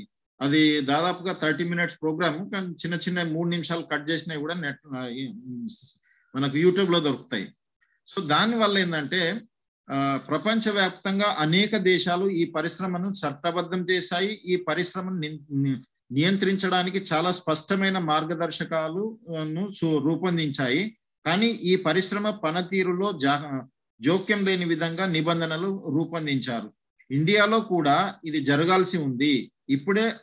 అప్పుడే అనైతిక వ్యాపారుల నుంచి వినియోగదారులను రక్షించుకోవచ్చు. ఇందాక మనం అనుకున్నాం కదా, గవర్నమెంట్ 1986లో కన్జ్యూమర్ ప్రొటెక్షన్ యాక్ట్ అనేది తీసుకొని వచ్చి దానికే 78 ఆ ప్రాంతంలో జరుగుతున్నటువంటి అన్ని ప్రాబ్లమ్స్ కి వాళ్ళు ఒక చట్టం తీసుకొని వచ్చారు, మనీ సర్క్యులేషన్ బ్యానింగ్ యాక్ట్ అనేది. బట్ దాంట్లో ఉన్నటువంటి లొసుగులను పెట్టుకుని ఏంటంటే మనుషులు ఏదో ఒక కంపెనీ ఓపెన్ చేస్తారు, రాత్రికి రాత్రి డబ్బులు అవి తీసుకొని వెళ్ళిపోతా ఉంటారు. అవి మనుషులలో పడిపోయి ఉండేందంటే ఇది కూడా అలాంటిది అనేది. ఒకవైపు వీళ్ళు అంత కష్టపడి అంత కోట్లు చూసినారు కదా, ఇప్పుడు దాదాపుగా 100 కోట్లు వీళ్ళు ఇన్వెస్ట్ చేసి ఫారిన్ ఇన్వెస్ట్మెంట్ ద్వారా ఒక ప్రాపర్ తరీకతోటి వచ్చిన వాళ్ళంతా వీళ్ళు ఒక రకంగా ఇబ్బంది పడతా ఉన్నారు. కానీ వీళ్ళు ఏమీ లేకుండా దాంట్లో లొసుగులను యూజ్ చేసుకొని మనుషులు దీని పేరు దీని రకంగా చూపించేసి మనుషులు అందరూ అదవుతా ఉంటే ఆ రకంగా ప్రాబ్లమ్స్ కావడం అనేది మొదలైంది అనమాట. ఈ వార్త 2009లో వచ్చింది కదా, 2006 ఆ ప్రాంతంలో, ఎందుకంటే మేము 2000 నుండి రెగ్యులర్ గా బిజినెస్ లో అప్డేట్స్ కానీ అవన్నిటిని మేము అబ్జర్వ్ చేస్తా ఉన్నాం. సో ఈ దీంట్లో 2006లో కూడా ఒకసారి ఛాలెంజెస్ వచ్చి ప్రాబ్లమ్స్ వచ్చి వీటన్నిటిని కూడా ఒక రకంగా ఇబ్బంది కావడం అనేది ఎదురైంది. అప్పటి నుండే వీళ్ళు ఎంవే చాలా స్ట్రాంగ్ గా ఎవరైతే లీగల్ గా లెజిటిమేట్ గా వర్క్ చేస్తున్నారో వాళ్ళందరూ మాకు ఒక చట్టం కావాలి, అప్పుడే మేము మంచిగా వర్క్ చేసుకోవచ్చు. ఇప్పుడు ఎవరైనా కానీ గవర్నమెంట్ ఇప్పుడు వేరే ఫారిన్ కంట్రీ వాళ్ళు వస్తున్నారంటే ఇది మన బాధ్యత అనమాట. వాళ్ళు ఇక్కడ వర్క్ చేసుకోవడానికి అనుకూలమైన వాతావరణం కల్పించడం అనేది మన గవర్నమెంట్ భాగంగా ఉంటది అనమాట. సో వీళ్ళు అప్పటి నుండి దాన్ని అడుగుతూ వస్తున్నారు అనమాట. ఈ వ్యాసరాసిన Amway India enterprises private limited MD CEO అనమాట, Indian direct selling association board సభ్యుడు అనమాట. ఈ చాలా ఇక్కడ ఐడిఎస్సి అని చాలా ఇండియన్ డైరెక్ట్ సెల్లింగ్ అసోసియేషన్ అని వరల్డ్ అని చాలా అసోసియేషన్స్ కూడా వీటి కోసం ప్రయత్నించడం అనేది మొదలైంది. దాంట్లో ఇంపార్టెంట్ ప్లేయర్స్ కొంతమంది కదా, దాంట్లో ఎంవే ఇస్ ద నంబర్ 1. కాబట్టి ఏది జరిగినా కానీ ఏంటంటే ఎంవే మీదకే వస్తుండేది అనమాట. మీరు చూస్తున్నారు కదా, ఇది ఎప్పుడంటే 2011లో, ఇప్పుడు 9th అయిపోయింది, ఇప్పుడు 2011 అనమాట. 2011లో ఏం జరిగిందంటే Kerala gets tough with money splendours and MLM companies. ఇప్పుడు మీరు చూస్తున్నారు కదా, Kerala set to be most literate state అనమాట, flooded with numerous get rich schemes and earn huge return schemes అనమాట. ఇవి అంటే అక్కడ జరిగింది ఏంటంటే 2011 ఆ ప్రాంతంలో కేరళ అనేదిలో కుప్పలుగా ఈ MLM కంపెనీలని రోజుకొకటి రావడము, ఇట్లా కావడము, తర్వాత మనుషులు మోసపోవడం, ఇవన్నీ జరుగుతూ ఉంటే మనుషులు ఫెడప్ అయిపోయింది. మొత్తం గవర్నమెంట్ కు చాలా కంప్లైంట్స్ అవి వెళ్ళడం వల్ల వాళ్ళు ఒకసారి ఏం చేశారు అంటే మొత్తం కంపెనీలో బంద్ చేసేసారు అనమాట. అక్కడ ఇలాంటి ఏ కంపెనీ కూడా నడవద్దని. బట్ ఆ తర్వాత ఏంటంటే ఇంక్లూడింగ్ ఎంవే కూడా అనమాట. వాళ్ళు ఏం చేసినారంటే ఒక హై పవర్ కమిటీ వేసిన తర్వాత దీంట్లో మీరు ఈ ఇంక్లూడింగ్ ఎంవేలో కూడా ఏంటంటే మీరు ఈ కిట్ సిస్టమ్ కానీ ఇవన్నీ అని కొన్ని వాళ్ళకు మార్గదర్శకాలు ఇచ్చిన తర్వాత మీరు కొన్ని మార్పులు ఇలా చేసుకోండి, మిగతా చేసుకున్న తర్వాత ఈ ఎంవే కార్పొరేషన్ అనేది వీళ్ళ పనితీరు ఇవన్నీ ఏదైతుందో అది ఒక స్టాండర్డ్ గా ఉంటది. మిగతా కంపెనీలు అందరూ కూడా వీటిని పాటించాలని ఎంవేని ఒక స్టాండర్డ్ గా చేశారనమాట. ఆ రకంగా నడుస్తున్న క్రమంలో 2014లో అంటే దాదాపు మన తెలంగాణ సపరేట్ అవుతున్న క్రమం అనమాట. ఇది జస్ట్ ఇంకా అప్పుడు జూలైలో అట్లేదో అది జరిగింది, దానికంటే జస్ట్ ముందే అనమాట. అప్పుడు ఏమంటే ఇది చాలా ఎక్కువ అయిపోయిందంటే డైరెక్ట్ సెల్లింగ్ దాంట్లో ఎంవే సిఇఓను బిల్ పింక్నీని అరెస్ట్ చేయడం అనేది జరిగింది అనమాట. అంటే వీళ్ళు అడుగుతూనే వస్తున్నారు, ఆ ప్రాబ్లం అనేది జరుగుతూ ఉంది, దానికి ఒక రకంగా ఎంవే కార్పొరేషన్ బలైపోయింది అనుకోవచ్చు అనమాట. సో దీన్ని పట్టుకొని ఏంటంటే ఇవన్నీ జరుగుతున్నాయి కూడా ఒకంతకు మంచిదే జరుగుతూ వస్తుంది. ఎందుకనంటే చాలా మంది కొద్దిగా ఇటాటున్న వాళ్ళు, మనం ఇల్లులో మనం కచరా ఉంటే ఏం చేస్తాం, సాఫ్ చేస్తామా లేదా, అట్లాగే చాలా మంది పిట్టలు రాలినట్టు రాలిపోయారు అనమాట. ఎందుకంటే అరే ఇదేదో ఉంది అదేదో ఉందని సీరియస్ గా లేని వాళ్ళు, దీని గురించి తెలియని వాళ్ళు, విజన్ లేని వాళ్ళు అందరూ దాదాపుగా పెట్ట మొత్తం రాలిపోయారు, అందరు అవుట్ అయిపోయినారు. ఎవరైతే వాళ్ళకు కరెక్ట్ గా దీన్ని స్టడీ చేసి, మేము అప్పుడు బిజినెస్ వచ్చినప్పుడు గెట్ ఏ లైఫ్ అనేది అక్కడ ఏమేం దీనికోసం కేసులు జరిగినాయి, ఎట్లా బయటకు వచ్చింది, దీనికి ఉన్న బుక్స్ అన్ని స్టడీ చేసి అవన్నీ ఉన్నాం కాబట్టి ఏంటంటే మేము గ్రూప్ కోసం వాళ్ళకు ఇన్ఫర్మేషన్ ఇవ్వడము అవి చేయడము, దాంట్లో కొంతమంది నిలబడి ఉన్నారు అనమాట. సో ఈ 2014లో ఈ ఘటన జరిగిన తర్వాత నెక్స్ట్ మొత్తం ఇండస్ట్రీస్ అన్ని కూడా ఏంటంటే ఎక్కువగా స్ట్రాంగ్ గా అడగడం మొదలు పెట్టినాయి అనమాట. Industry demands clear policy framework in wake up of ఎంవే India CEO arrest అనమాట. అంటే ఈ రోజు ఇతన్ని ఇంత పెద్ద కంపెనీ ఇంత మంచిగా చేసే వాళ్ళని అరెస్ట్ చేసారని అంటే ఇంకా మిగతా కొంచెం లెజిటిమేట్ గా అంటే మంచిగా చేసుకునే కంపెనీలు ఉన్నాయి కదా, వాళ్ళంతా యాజ్ ఎ ఇండస్ట్రీ మొత్తం కూడా ఏంటంటే చాలా ఎక్కువ డిమాండ్స్ చేయడం అనేది జరిగింది. వేరు అసోసియేషన్స్ ద్వారా గవర్నమెంట్ కన్జ్యూమర్ అఫైర్స్ కావచ్చు, మినిస్ట్రీ అన్నిట్లకి వెళ్ళి వాళ్ళు బాగా ప్రయత్నం చేయడం అనేది జరిగిందంట. దీంట్లో కూడా ఏంటంటే post Amway arrests industry demands regulations genuine direct selling companies అనమాట. ఇవి చూస్తున్నారు కదా, ఇవన్నీ ఏంటంటే మేము అవన్నిటిని రీసెర్చ్ చేసి స్టడీ చేసి మేము ఇన్ని సంవత్సరాల మా దగ్గర ఉన్నాయి. ప్లస్ దేని గురించి అని ఇప్పుడు ఎవరన్నా అడుగుతారు కదా, మొన్న బాను అంటున్నాడు కదా, నేను పోతే పేపర్లు వచ్చింది అన్నారు అని అన్నాడు. అయితే వాళ్ళకు వచ్చింది అనేది వాళ్ళకి అంతవరకే తెలుసు కదా, వాళ్ళకి ఏమి అవసరం లేకపోతే, దాని గురించి ఒక డ్రీమ్ లేకపోతే, విజన్ లేకపోతే ఏదో అనడానికి మన నుండి తప్పించుకోవడానికైనా అంటారు, ఓ దీని మీద కేసు నడుస్తా ఉంది, లేదంటే దీంట్లో ఒకసారి ప్రాబ్లం అయింది, ఇది ఉంటుందో పోతుందో, మొన్న పేపర్లు వచ్చింది, మధ్యలో ఏమేమి వస్తా అంటే వాళ్ళు అదైతా ఉంటారు. దాని గురించి ఏంటంటే మనకు ఒక క్లారిటీ అనేది ఉండాలి. అసలు యాక్చువల్ గా ఇది ఏం జరిగింది, ఎప్పుడెప్పుడు ఎట్లెట్లా ఏమేం మార్పులు ఏ రకంగా గ్రోత్ వచ్చినది, అది లీగల్ కావచ్చు లేదంటే వీటి గ్రోత్ డెవలప్మెంట్ కూడా కావచ్చు అనమాట. ఈ రకంగా ఏంటంటే ఇవన్నీ మీరు చూస్తున్నారు కదా, సేమ్ అదే అనమాట. ఆ తర్వాత 2016లో అనమాట, ఇప్పుడు మీరు చూస్తున్న అది ఉంది కదా, 2016లో గవర్నమెంట్ ఆఫ్ ఇండియా ఏంటంటే ఇవన్నిటికీ ఒక రెస్పాండ్ గా ఫస్ట్ టైం గవర్నమెంట్ కు దీనికి ఒక రికగ్నిషన్ అనేది ఇవ్వడం జరిగింది యాజ్ ఏ గైడ్ లైన్స్ గా. దీని వెనకాల చాలా కృషి జరిగింది. ఎంవే వాళ్ళు ఈవెన్ యుఎస్ఏ నుండి వాళ్ళు ఇన్వాల్వ్ కావడము, మేము ఇక్కడ ఇంత ఇన్వెస్ట్మెంట్ చేసి ఇవన్నీ చేస్తా ఉన్నామని ఎంవే లాంటి కొన్ని కంపెనీస్ కూడా కలిసి ఏంటంటే వాళ్ళు గవర్నమెంట్ తరఫున చాలా డిస్కషన్స్ వాళ్ళతోటి చాలా అవన్నీ జరిగిన తర్వాత 2016లో దాదాపుగా 13 పేజీల గైడ్ లైన్స్ అనేది ఇచ్చిండ్రు అనమాట. New guide lines to protect direct sellers and buyers. ఇద్దరి వాళ్ళను కూడా వాళ్ళను అంటే మిగతా రకంగా మోసపోకుండా బిజినెస్ చేసే వాళ్ళు ప్లస్ దాంట్లో సామాన్ అంటే ప్రొడక్ట్స్ తీసుకునే వాళ్ళు కరెక్ట్ గా ఉండాలనేది గవర్నమెంట్ యొక్క రెస్పాన్సిబిలిటీగా వాళ్ళు ఇది చేయడం అనేది జరిగింది. అది గెజెట్ లో వచ్చింది. ఆ తర్వాత జనవరి 25 2017లో దీన్ని మొత్తం ఎంవే యాజ్ ఇట్ ఈస్ గా అవన్నిటిని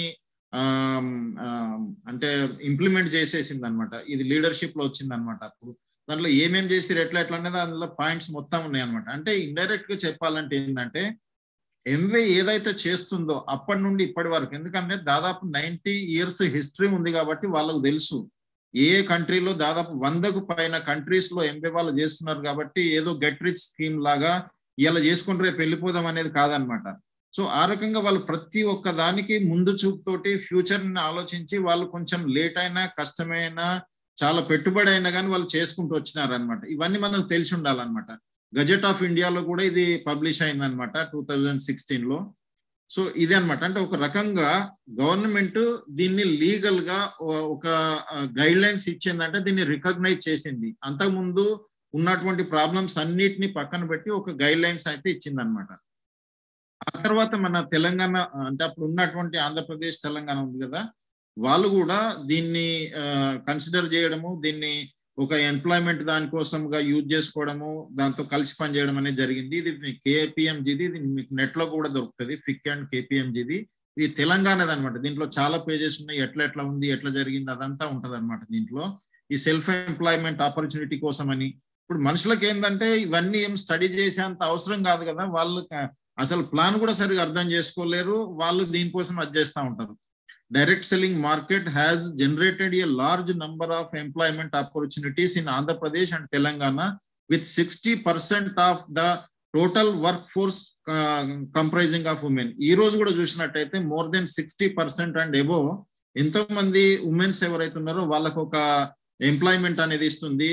మనం కోవిడ్ తర్వాత అయితే ఇంకా చాలా అదైంది కదా, మీరు అన్ని పేపర్లు కానీ అవన్నీ చూస్తూనే ఉన్నారు.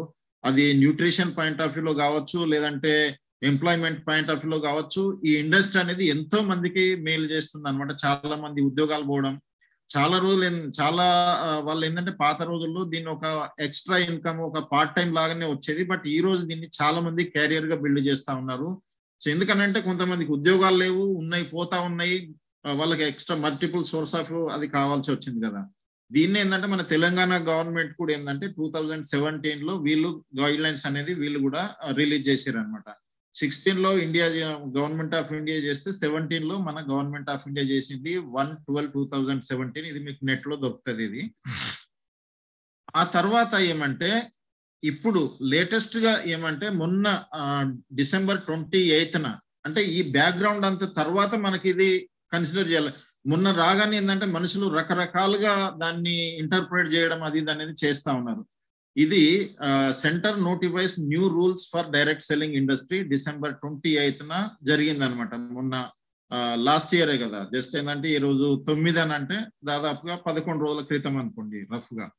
సో దాంట్లో ఏమంటే వీటిని ఏమని పిలుస్తారనంటే ద కన్జ్యూమర్ ప్రొటెక్షన్ రూల్స్ అన్నమాట. ఒక రకంగా అవి డైరెక్ట్ సెల్లింగ్.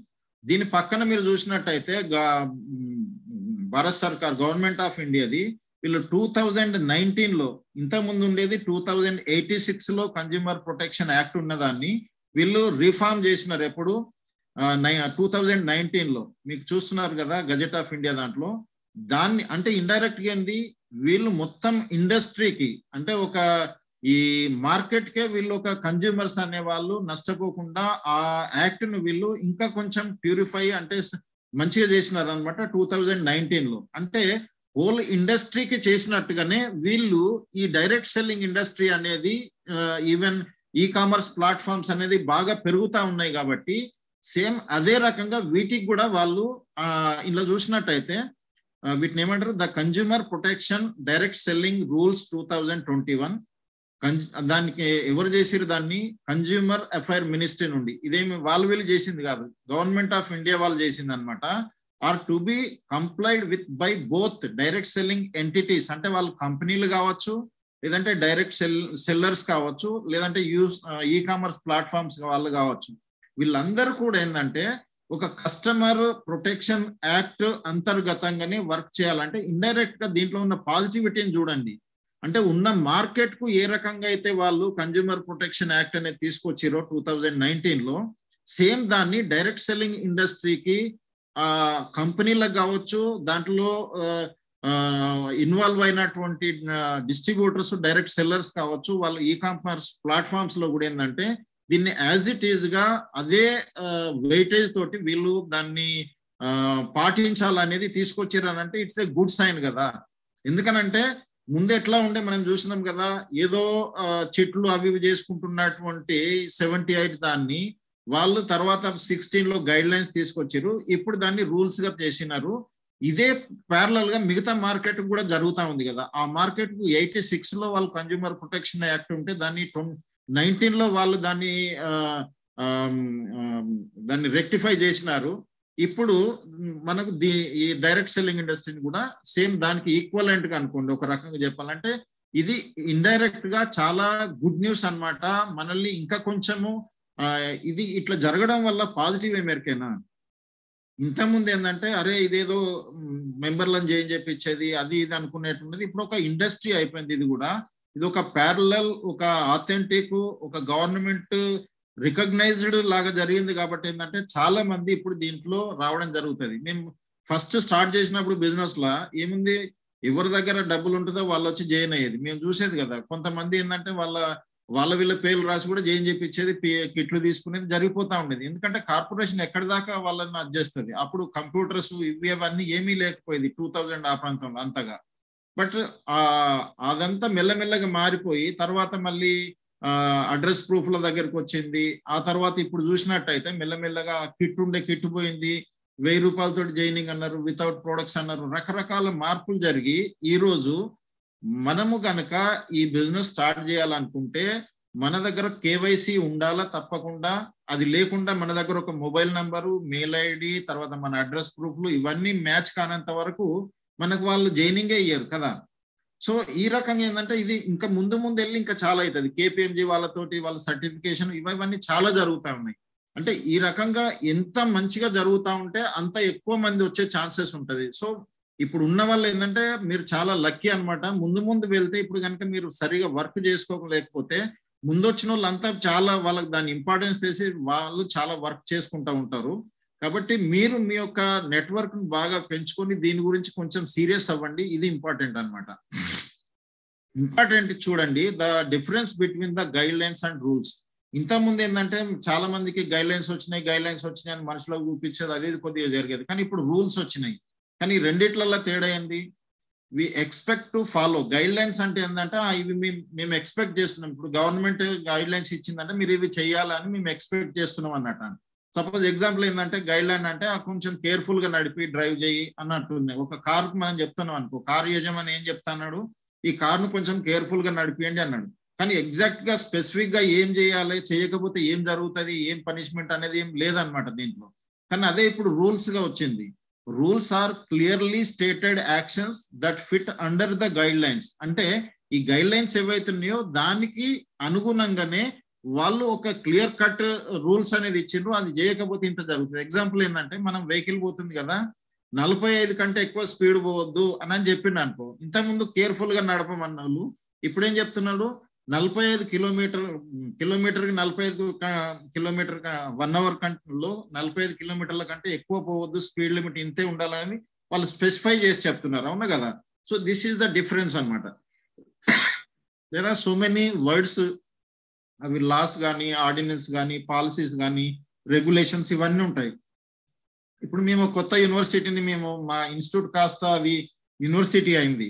దాన్ని ఆర్డినెన్స్ పాస్ చేయడము, దాని రూల్స్ రెగ్యులేషన్స్ అవన్నీ ఎక్కడెక్కడ ఎట్లా మిగతా వాటిని స్టడీ చేసి ఇవన్నీ మేము చేస్తున్నాం. కాబట్టి మాకు ఒక ఐడియా ఉంది ఇది ఎట్లా అనేది.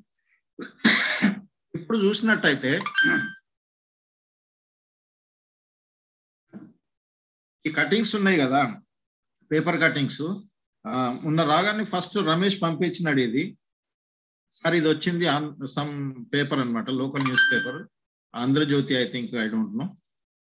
సరే దాంట్లో ఏం రాసిండు చెప్పండి, మల్టీ లెవెల్ మార్కెటింగ్ పై నిషేధం. సీదా అనమాట. దాంట్లో ఏమాత్రం ఇక అదే హెడ్ లైన్ అనమాట. ఇది మామూలు వాళ్ళు చూస్తే ఏమనుకుంటుంది, అయిపోయింది ఇవన్నీ బంద్ అయిపోయింది అంతే కదా. దీంట్లో ఇంకొకటి చూడండి, అంటే కామన్ సెన్స్ అప్లై చేస్తే వాళ్ళు ఏం చేసినారు, డైరెక్ట్ సెల్లింగ్ కంపెనీలు అలాంటి పథకాలు ప్రకటించకూడదు, సేవల్లో లోపాలకు కంపెనీలదే బాధ్యత, టప్పర్వేర్ ఎంవే కంపెనీలపై ప్రభావం.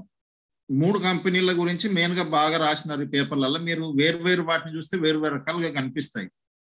మీరు చూడండి, డైరెక్ట్ సెల్లింగ్ కంపెనీలు పిరమిడ్ మనీ సర్క్యులేషన్ పథకాలు నడపడాన్ని కేంద్రం నిషేధించింది. అంటే ఎగ్జాక్ట్ గా ఏంటంటే వాళ్ళు చెప్పేసారు, అంటే మామూలు వాళ్ళకి కథ అంతా అర్థం కాని వాళ్ళు ఏంటంటే ఇది బంద్ అయిపోయింది, ఎవరు ఏం చేయొద్దు, మనకు కూడా వాళ్ళు ఎదురుగా చెప్తా ఉంటారు అది బంద్ అయిపోయిందని. ఆ తర్వాత ఏం రాసినాడు చూడండి, కేంద్రం వినియోగదారుల వ్యవహారాల మంత్రిత్వ శాఖ మంగళవారం అని రాసిరు, అది మంగళవారం ఈ మేరకు కొత్త నిబంధనలు జారీ చేసింది. ఒకసారి ఆలోచించండి మీరు, అది ఒకవైపు బంద్ నిషేధం చేసిన తర్వాత ఇంకా మళ్ళీ కొత్త ఎందుకు జారీ చేయడము? ఈ పథకాలు నిర్వహించే కంపెనీలు 90 రోజుల్లాగా లోపల కొత్త నిబంధనలు పాటించాలని స్పష్టం చేసింది. ఒకవైపు బంద్ చేస్తూ ఇంకో రకంగా వీటిని పాటించాలంటే అర్థం కొద్దిగా నన్ను కామన్ సెన్స్ పెడితే అర్థమవుతుంది దీంట్లో ఎంత అది ఉంది అనేది. అర్థమవుతుందా? అంటే వెయిటేజ్ ఎంత ఉంది అనేది మీకు తెలుస్తుంది. సో దీన్ని మీరు పేపర్ మీ దగ్గర ఉండొచ్చు, మీరు చదవండి, నేను దీంట్లో డీప్గా వెళ్ళట్లేదు. అంటే ఓవరాల్గా ఏంటంటే ప్రస్తుతం ఉన్న మార్కెట్లో ఏంటంటే మనుషులకు ఏంటంటే ఎవరైతే దీంట్లో ఇన్వాల్వ్ అయినారో గవర్నమెంట్కు తెలుసు, కంపెనీలకు తెలుసు, దాంట్లో వర్క్ చేసేటువంటి డిస్ట్రిబ్యూటర్స్కు తెలుసు. కానీ ఏమీ దాంతో సంబంధం లేకుండా ఇటాటున్న వాళ్ళు ఏంటంటే ఇలాంటివి చూసిందంటే మార్కెట్లో అనవసరంగా రూమర్స్ లేదంటే వీటిని ఒక ప్రూఫ్ లాగా చూపించేసి వాళ్ళకు తగినంత వరకే దాన్ని చూపించి ఇది ఇట్లా అయిపోయింది అంటారు. మల్టీ లెవెల్ మార్కెటింగ్ పై నిషేధం, బస్ ఖతం అయిపోయింది. దీన్నే చూసినట్టయితే ఇంకా కొంచెం ముందుకెళ్తే చూడండి, హిందీలో ఇవన్నీ ఏంటంటే మీకు యూట్యూబ్ లో కనిపిస్తాయి. వాటి థంబ్నెయిల్స్ నేను వీటిని స్క్రీన్ షాట్స్ తీసేసిన అనమాట. ఇక్కడ చూస్తే బ్రేకింగ్ న్యూస్ 2022 से डायरेक्ट सेलिंग या नेटवर्क मार्केटिंग अब भारत में बैन అనమాట. అంటే ఇల్లీగల్ హోగయా అంటే దాని అర్థం ఏంది? సీదా దాని కథ లోపలిది కనుక కాకపోతే ఈ రోజు నుండి అంటే ఇండియాలో డైరెక్ట్ సెల్లింగ్ నెట్వర్క్ కంపెనీలు అన్నీ కూడా ఇల్లీగల్ అయిపోయినాయి, అంతే కదా. సీదా ఆన్సర్ ఉంది దాంట్లో, అంటే అర్థం ఉంది దాంట్లో. బయట లోపల పోయి చేయాల్సిన అవసరం లేదు వాటిని విని చేసేది. డైరెక్ట్ సెల్లింగ్ ఇది ये सारी कंपनी बंद होगी అంటే ఇప్పుడు ఈ కంపెనీలు ఉన్నాయి కదా, న్యూ ఇండియన్ డైరెక్ట్ సెల్లింగ్ కంపెనీలు వచ్చినాయి, ఇవి అన్ని బంద్ అయిపోతాయి. తర్వాత ఏంటంటే 90 days లో ఈ కంపెనీలు అన్ని బంద్ అయిపోతాయి. ఇంకొకటి డైరెక్ట్ మన తెలుగులో చూసినట్టయితే అందులో మళ్ళీ పేపర్ అది ఎంవే పేరేసి ప్రొడక్ట్స్ వేసినారు వాళ్ళు. డైరెక్ట్ సెల్లింగ్ కంపెనీలకు షాక్ అంటే వాళ్ళకి అది ఒక మసాలా కావాలి కదా, దానిలోకి ఏంటంటే డైరెక్ట్ సెల్లింగ్ కంపెనీలకు షాక్ TV9 అంట. సో ఇవి వేసేసినారు. తర్వాత ఏంటంటే అప్సే బంద్ హో Jaayegi MLM companies. Breaking news ఇవి ఉన్నాయి కదా, 2022 से कोई भी डायरेक्ట్ సెల్లింగ్ కంపెనీ కరోడ్పతి బనా ఐసా వాళ్ళకు చూపించలేరు, చెప్పలేరు. అంటే ఈ న్యూస్ ఇవే కాదు, నేను కొన్ని తీసుకున్నా అంతే. మీరు యూట్యూబ్ ఓపెన్ చేస్తే కుప్పలు కనిపిస్తాయి మీకు. మీరు కొత్త వాళ్ళు కానీ లేదంటే కొత్తగా జాయిన్ అయిన వాళ్ళు కన్ఫ్యూజ్ అయిపోతారు వాళ్ళు ఏది కరెక్ట్ అని. అర్థమవుతుంది కదా. ఒకవైపు ఇటు మన తెలుగు లోకల్ న్యూస్ అయితే నేషనల్లో ఉన్నటువంటి వేర్వేరు స్టేట్లలో ఉన్నటువంటి వాళ్ళ పరిస్థితి కూడా ఇవే అన్నమాట. ఇవే న్యూస్ అంతటా తిరుగుతూ ఉంటాయి. కానీ వాస్తవాలని చూసినట్టయితే ఇప్పుడు బిజినెస్ స్టాండర్డ్ ఉందనుకోండి, దాంట్లో ఏం చెప్తున్నారు? New rules to bring clarity and provide legitimacy. ఈ కొత్త ఏవైతే వచ్చినాయో ఇప్పుడు మీరు చూస్తే, మీరు ఒకవేళ కనుక అది ఓపెన్ చేసిండ్రు అనుకోండి, నెట్ ఓపెన్ చేసి చూస్తే వేర్వేరు వాళ్ళు అది వేర్వేరు పేపర్స్ ఏవైతే ఉన్నాయో వాళ్ళందరూ వేర్వేరు రకాలుగా చేసేసినారా వాటిని. కానీ మనము దాని గురించి డీప్గా వెళ్ళినప్పుడు తెలుస్తుంది మనకి ఏందనేది. Government notifies new rules for direct selling industry. దానికి వీళ్ళు bans pyramid money circulation schemes to separate legitimate companies from ఓన్జీ ఆపరేటర్స్. దీంట్లో ఎంత క్లియర్ గా రాసినారు చూడండి. అంటే ఎవరైతే ఈ నెట్వర్క్ మార్కెటింగ్ డైరెక్ట్ సెల్లింగ్ పేరు మీద ఈ pyramid illegal pyramid schemes money circulation schemes నడిపిస్తున్నారో వాటిని సపరేట్ చేయడం కోసమే ఈ రూల్స్ అనేది వచ్చినాయి అనేది క్లియర్ గా కనిపిస్తా ఉంది నేషనల్ అంటే ఇంపార్టెంట్ పేపర్స్లలో మీరు చూసినట్టయితే. ఇంకొకటి దీంట్లో చూసినట్టయితే వాళ్ళు ఏమేం చేయాలి, ఎట్లెట్లా చేయాలి అంటే దీన్ని ఒక రకంగా చూసినట్టయితే ఈవెన్ లెజిటిమేట్ కంపెనీస్లలో అంటే మంచి కంపెనీలలో కూడా కొంతమంది వీటిలో కూడా వాళ్ళు యూజ్ చేసుకొని బదనాం చేసే వాళ్ళు కూడా కొంతమంది ఉంటారు అనమాట. వాళ్ళని కూడా దృష్టిలో పెట్టుకుని ఏం చేశారు అంటే కంపెనీస్ యాజ్ వెల్ యాజ్ అలాంటి దాంట్లో ఉన్నటువంటి ఇన్వాల్వ్ అయినటువంటి డిస్ట్రిబ్యూటర్స్ కూడా కన్జ్యూమర్స్ కు ఎలాంటి నష్టం జరగకుండా అది ఆన్లైన్ లో చేసే వాళ్ళు కావచ్చు, డైరెక్ట్ సెల్లింగ్ వాళ్ళు కావచ్చు, వాళ్ళందరి కోసం ఏంటంటే కన్జ్యూమర్ ప్రొటెక్షన్ యాక్ట్ 2019 ఏదైతుందో దాన్ని బేస్ చేసుకొని వీళ్ళు ఇవన్నీ చేసినారంటే ఇప్పుడు రూల్స్ అంటే మీరు చూసినారు కదా రూల్స్ వీటి గురించి మాట్లాడినాం కదా. సో ఇదనమాట, ఆల్రెడీ గజెట్ కూడా వచ్చేసింది. ఇది అంటే ఓవరాల్ గా ఏంటంటే మీరు అక్కడిక్కడ ఉన్నటువంటి లోకల్ గా అవి జరుగుతున్నాయి వీళ్ళు అనేది కాకుండా మీకు ఒక క్లారిటీ అనేది కరెక్ట్ గా ఉండాలి. ఇప్పుడు దీన్ని కొంచెం మనం ముందుకు దీని విజన్ ఏం జరగబోతుంది అంటే మనం ఏం మాట్లాడినామో అసలు ఎంవే కార్పొరేషన్ కానీ డైరెక్ట్ సెల్లింగ్ కానీ, యాక్చువల్ గా డైరెక్ట్ సెల్లింగ్ ఇండస్ట్రీ స్టార్ట్ అయిందే న్యూట్రలైట్ తోటి. వాళ్ళు ఏ ప్రొడక్ట్స్ అయితే తయారు చేసిరో 1934లో అవి వాళ్ళు ఒక్కొక్కరికి ఇవ్వడం వల్ల ఏంటంటే వాళ్ళ పని అనేది హ్యాంపర్ అవుతా ఉంది. కాబట్టి వాళ్ళు కొంతమందికి మీరు తీసుకోండి, మీరు ఇంకెవరికన్నా ఇస్తే మీకు ఇన్సెంటివ్స్ ఇస్తాం, ఈ రకంగా స్టార్ట్ అయింది అనమాట. అంటే ఒక రకంగా చెప్పాలంటే డైరెక్ట్ సెల్లింగ్ ఇండస్ట్రీకి జనని అంటే పయనీర్స్ అంటే ఫస్ట్ చేసిన వాళ్ళే Nutrilite, that is nothing but Amway అనమాట. సో ఈ రోజు చూసుకున్నట్టయితే ఈ డైరెక్ట్ సెల్లింగ్ ఇండస్ట్రీ అనేది ఎంతో మందికి ఎంప్లాయ్మెంట్ ఇచ్చేటువంటి పొటెన్షియల్ ఉన్నది. ఇది ఎంప్లాయ్మెంట్ న్యూస్ లో చెప్తా ఉన్నారు. ఎంప్లాయ్మెంట్ న్యూస్ అనేది మీకు తెలుసు, గవర్నమెంట్ ఆఫ్ ఇండియా నుండి అంటే ఒక లీగల్ డాక్యుమెంట్ అనమాట. ఇది ఇన్ ఫ్యూచర్ చూసినట్టయితే మీరు ఇది చూస్తున్నారు కదా, ఇది కొంచెం పాతది అనమాట. Direct selling industry to go ₹64,000 crores by 2025. ఇది పాండమిక్ కంటే ముందుది. కానీ ఇప్పుడు చూసుకున్నట్టయితే దాదాపుగా 64ని కాదు, ఇది 1 lakh crore దాకా కూడా వెళ్ళే అవకాశం ఉంది అనమాట. అంటే అంత పొటెన్షియల్ ఉంది. దీని గురించి ఎంత ఎట్లున్నది చాలా ఆర్టికల్స్, న్యూస్ అవి ఇవన్నీ చాలా ఉన్నాయి. ఫ్యూచర్ ఏం కాబోతుంది, ఎట్లా కాబోతుంది అనేది చాలా ఉంది. ఇప్పుడు వేరే కంట్రీలలో చూసినట్టయితే యుఎస్ఏ కావచ్చు, మిగతా టాప్ కంపెనీలు ఏవైతే ఉన్నాయో అక్కడికంటే ఇండియాలో చాలా పొటెన్షియల్ ఉంది. ఎందుకనంటే ఒక 32 కోట్ల జనాభా ఉన్నటువంటి యుఎస్ఏలో దాదాపుగా 2,12,550 crores టర్న్ ఓవర్ జరుగుతా ఉంది. అలాంటిది ఇండియాలో 132 కోట్ల మంది ఉన్నారు. అంటే ఇంకా 100 కోట్లు ఎక్కువ వాళ్ళ దాంట్లో దాదాపు ఎంత ఉంది, 7,800 crores ఉంది. అంటే ఎంత పొటెన్షియల్ ఉంది చైనా తోటి కంపేర్ చేసుకున్నా కానీ ఏంటంటే, అందుకోసం ఏంటంటే దీంట్లో ఫ్యూచర్ బాగా ఉంది అనేది చెప్తా ఉన్నారు కదా. ఇటు గ్లోబల్ వెల్నెస్ ఇప్పుడు మీరు చూసినారు కదా, పాండమిక్ వచ్చిన తర్వాత ప్రతి ఒక్కరు కూడా ఒకటి ఏంటంటే multiple source of income, secure income అనేది ఒకటి, రెండోది ఏంటంటే హెల్త్, ఇమ్యూనిటీ అనేది. వీటిల్లో చాలా బాగా అంతకు ముందునే ఈ కార్పొరేషన్ న్యూట్రలైట్ మీద ఫోకస్ చేసి హెల్త్ గురించి చాలా చేస్తూ వచ్చింది.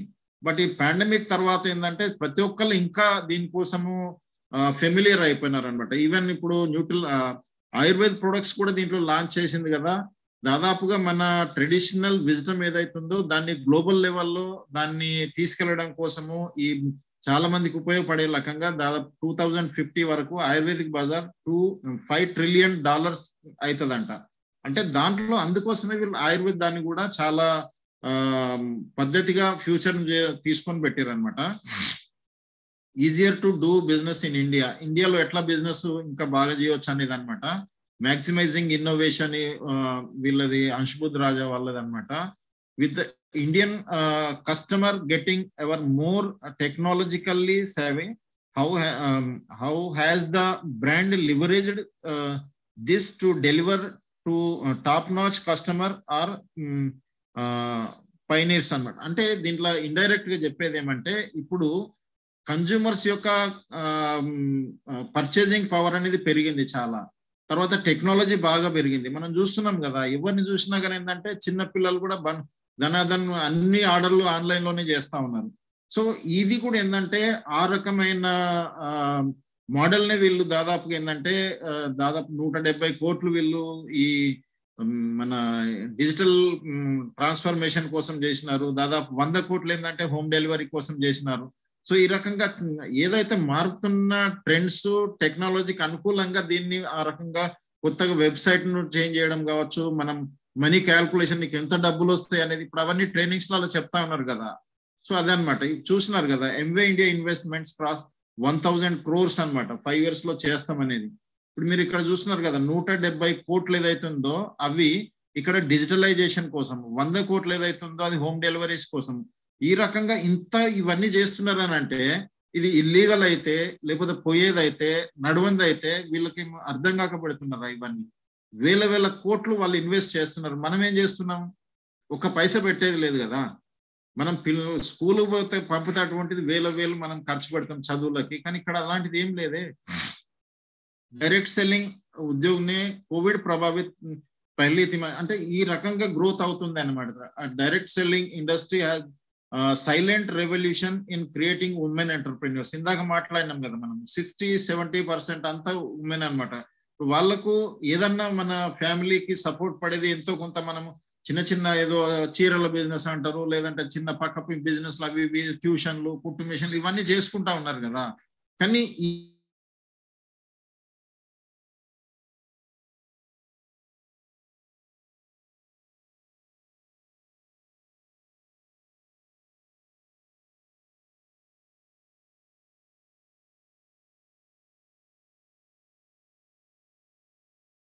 ఇక్కడ మనము ఓవరాల్ గా దీన్ని యూజ్ చేసుకొని ఎంత అంటే సంపాదించుకోవచ్చు. సో ఇదనమాట సోషల్ కమ్యూనిటీస్ బిల్డ్ చేయడం కావచ్చు, గీగ ఎకానమీ అంటే ఇవన్నీ ఉన్నాయి కదా. ఏంటంటే పాత రోజుల్లాగా కాకుండా పర్మనెంట్ ఉద్యోగాల్లాగానే ఉంటామనేది కాకుండా ఏది దొరుకుతుంది అది అన్నట్టు, ఎంత దొరుకుతుంది అంత అన్నట్టుగా ఇప్పుడు మిలేనియల్స్ ఉన్నారు కదా, నెక్స్ట్ దాంట్లో మనం చూడొచ్చు అనమాట.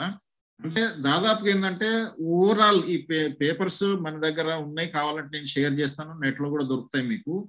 ఓవరాల్ గా ఏంటంటే Amway plus direct selling industry, technology, trends, community building, social media, women empowerment, youngsters కి ఉద్యోగాలు, పాండమిక్, ఇవన్నిటిని కనుక చూసినట్టయితే చాలా చాలా చాలా స్కోప్ ఉంది. సో దీన్ని మనం ఎంత యూజ్ చేసుకుంటున్నాం అనేది మనం యూజ్ చేసుకోవాలి. ఇది చూస్తున్నారు కదా, 53 lakhs కస్టమర్స్ దీంట్లో వచ్చిండ్రంట. అది జస్ట్ లాస్ట్ ఇయర్ అనమాట, July 16th అనమాట.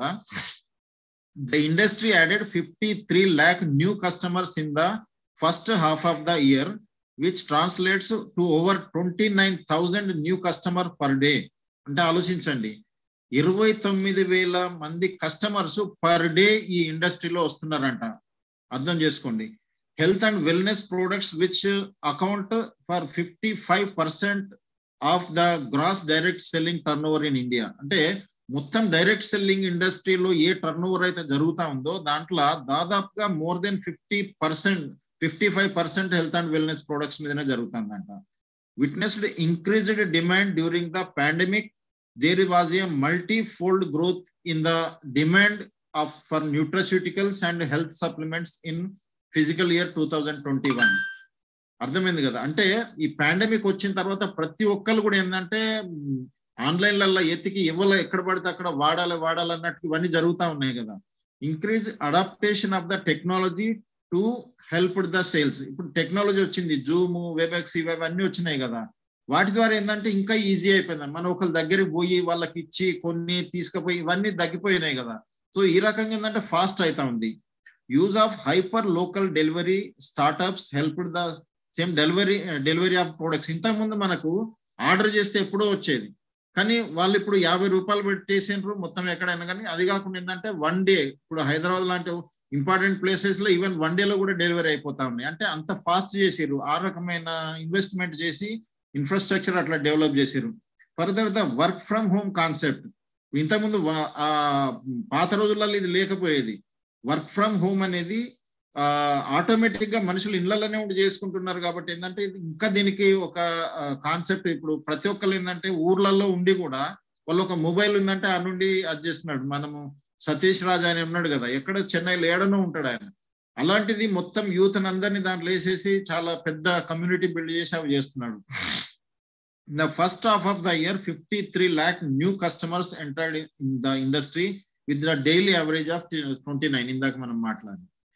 అదే రకంగా చూసినట్టయితే లేటెస్ట్ మొన్నటి న్యూస్ అనమాట, December 22 లో వచ్చింది. అప్పుడుది అనమాట. దీన్ని మీరు చూస్తున్నారు కదా, India among top 3 priority markets for ఎంవే global CEO. ఈయన ఏం చెప్తున్నాడు ఒకసారి ఆలోచించండి మీరు.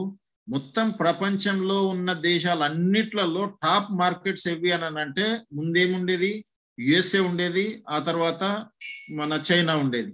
బట్ ఇప్పుడు ఈ 100కు పైగా ఉన్న దేశాలలో ఎంవే ఆ లెవెల్కి వెళ్ళిపోయింది అనమాట. అంటే వాళ్ళు ఏ రకమైన ఫ్యూచర్ ఇన్వెస్ట్మెంట్ ప్లాన్స్ తోటి చేస్తున్నారు చూడండి.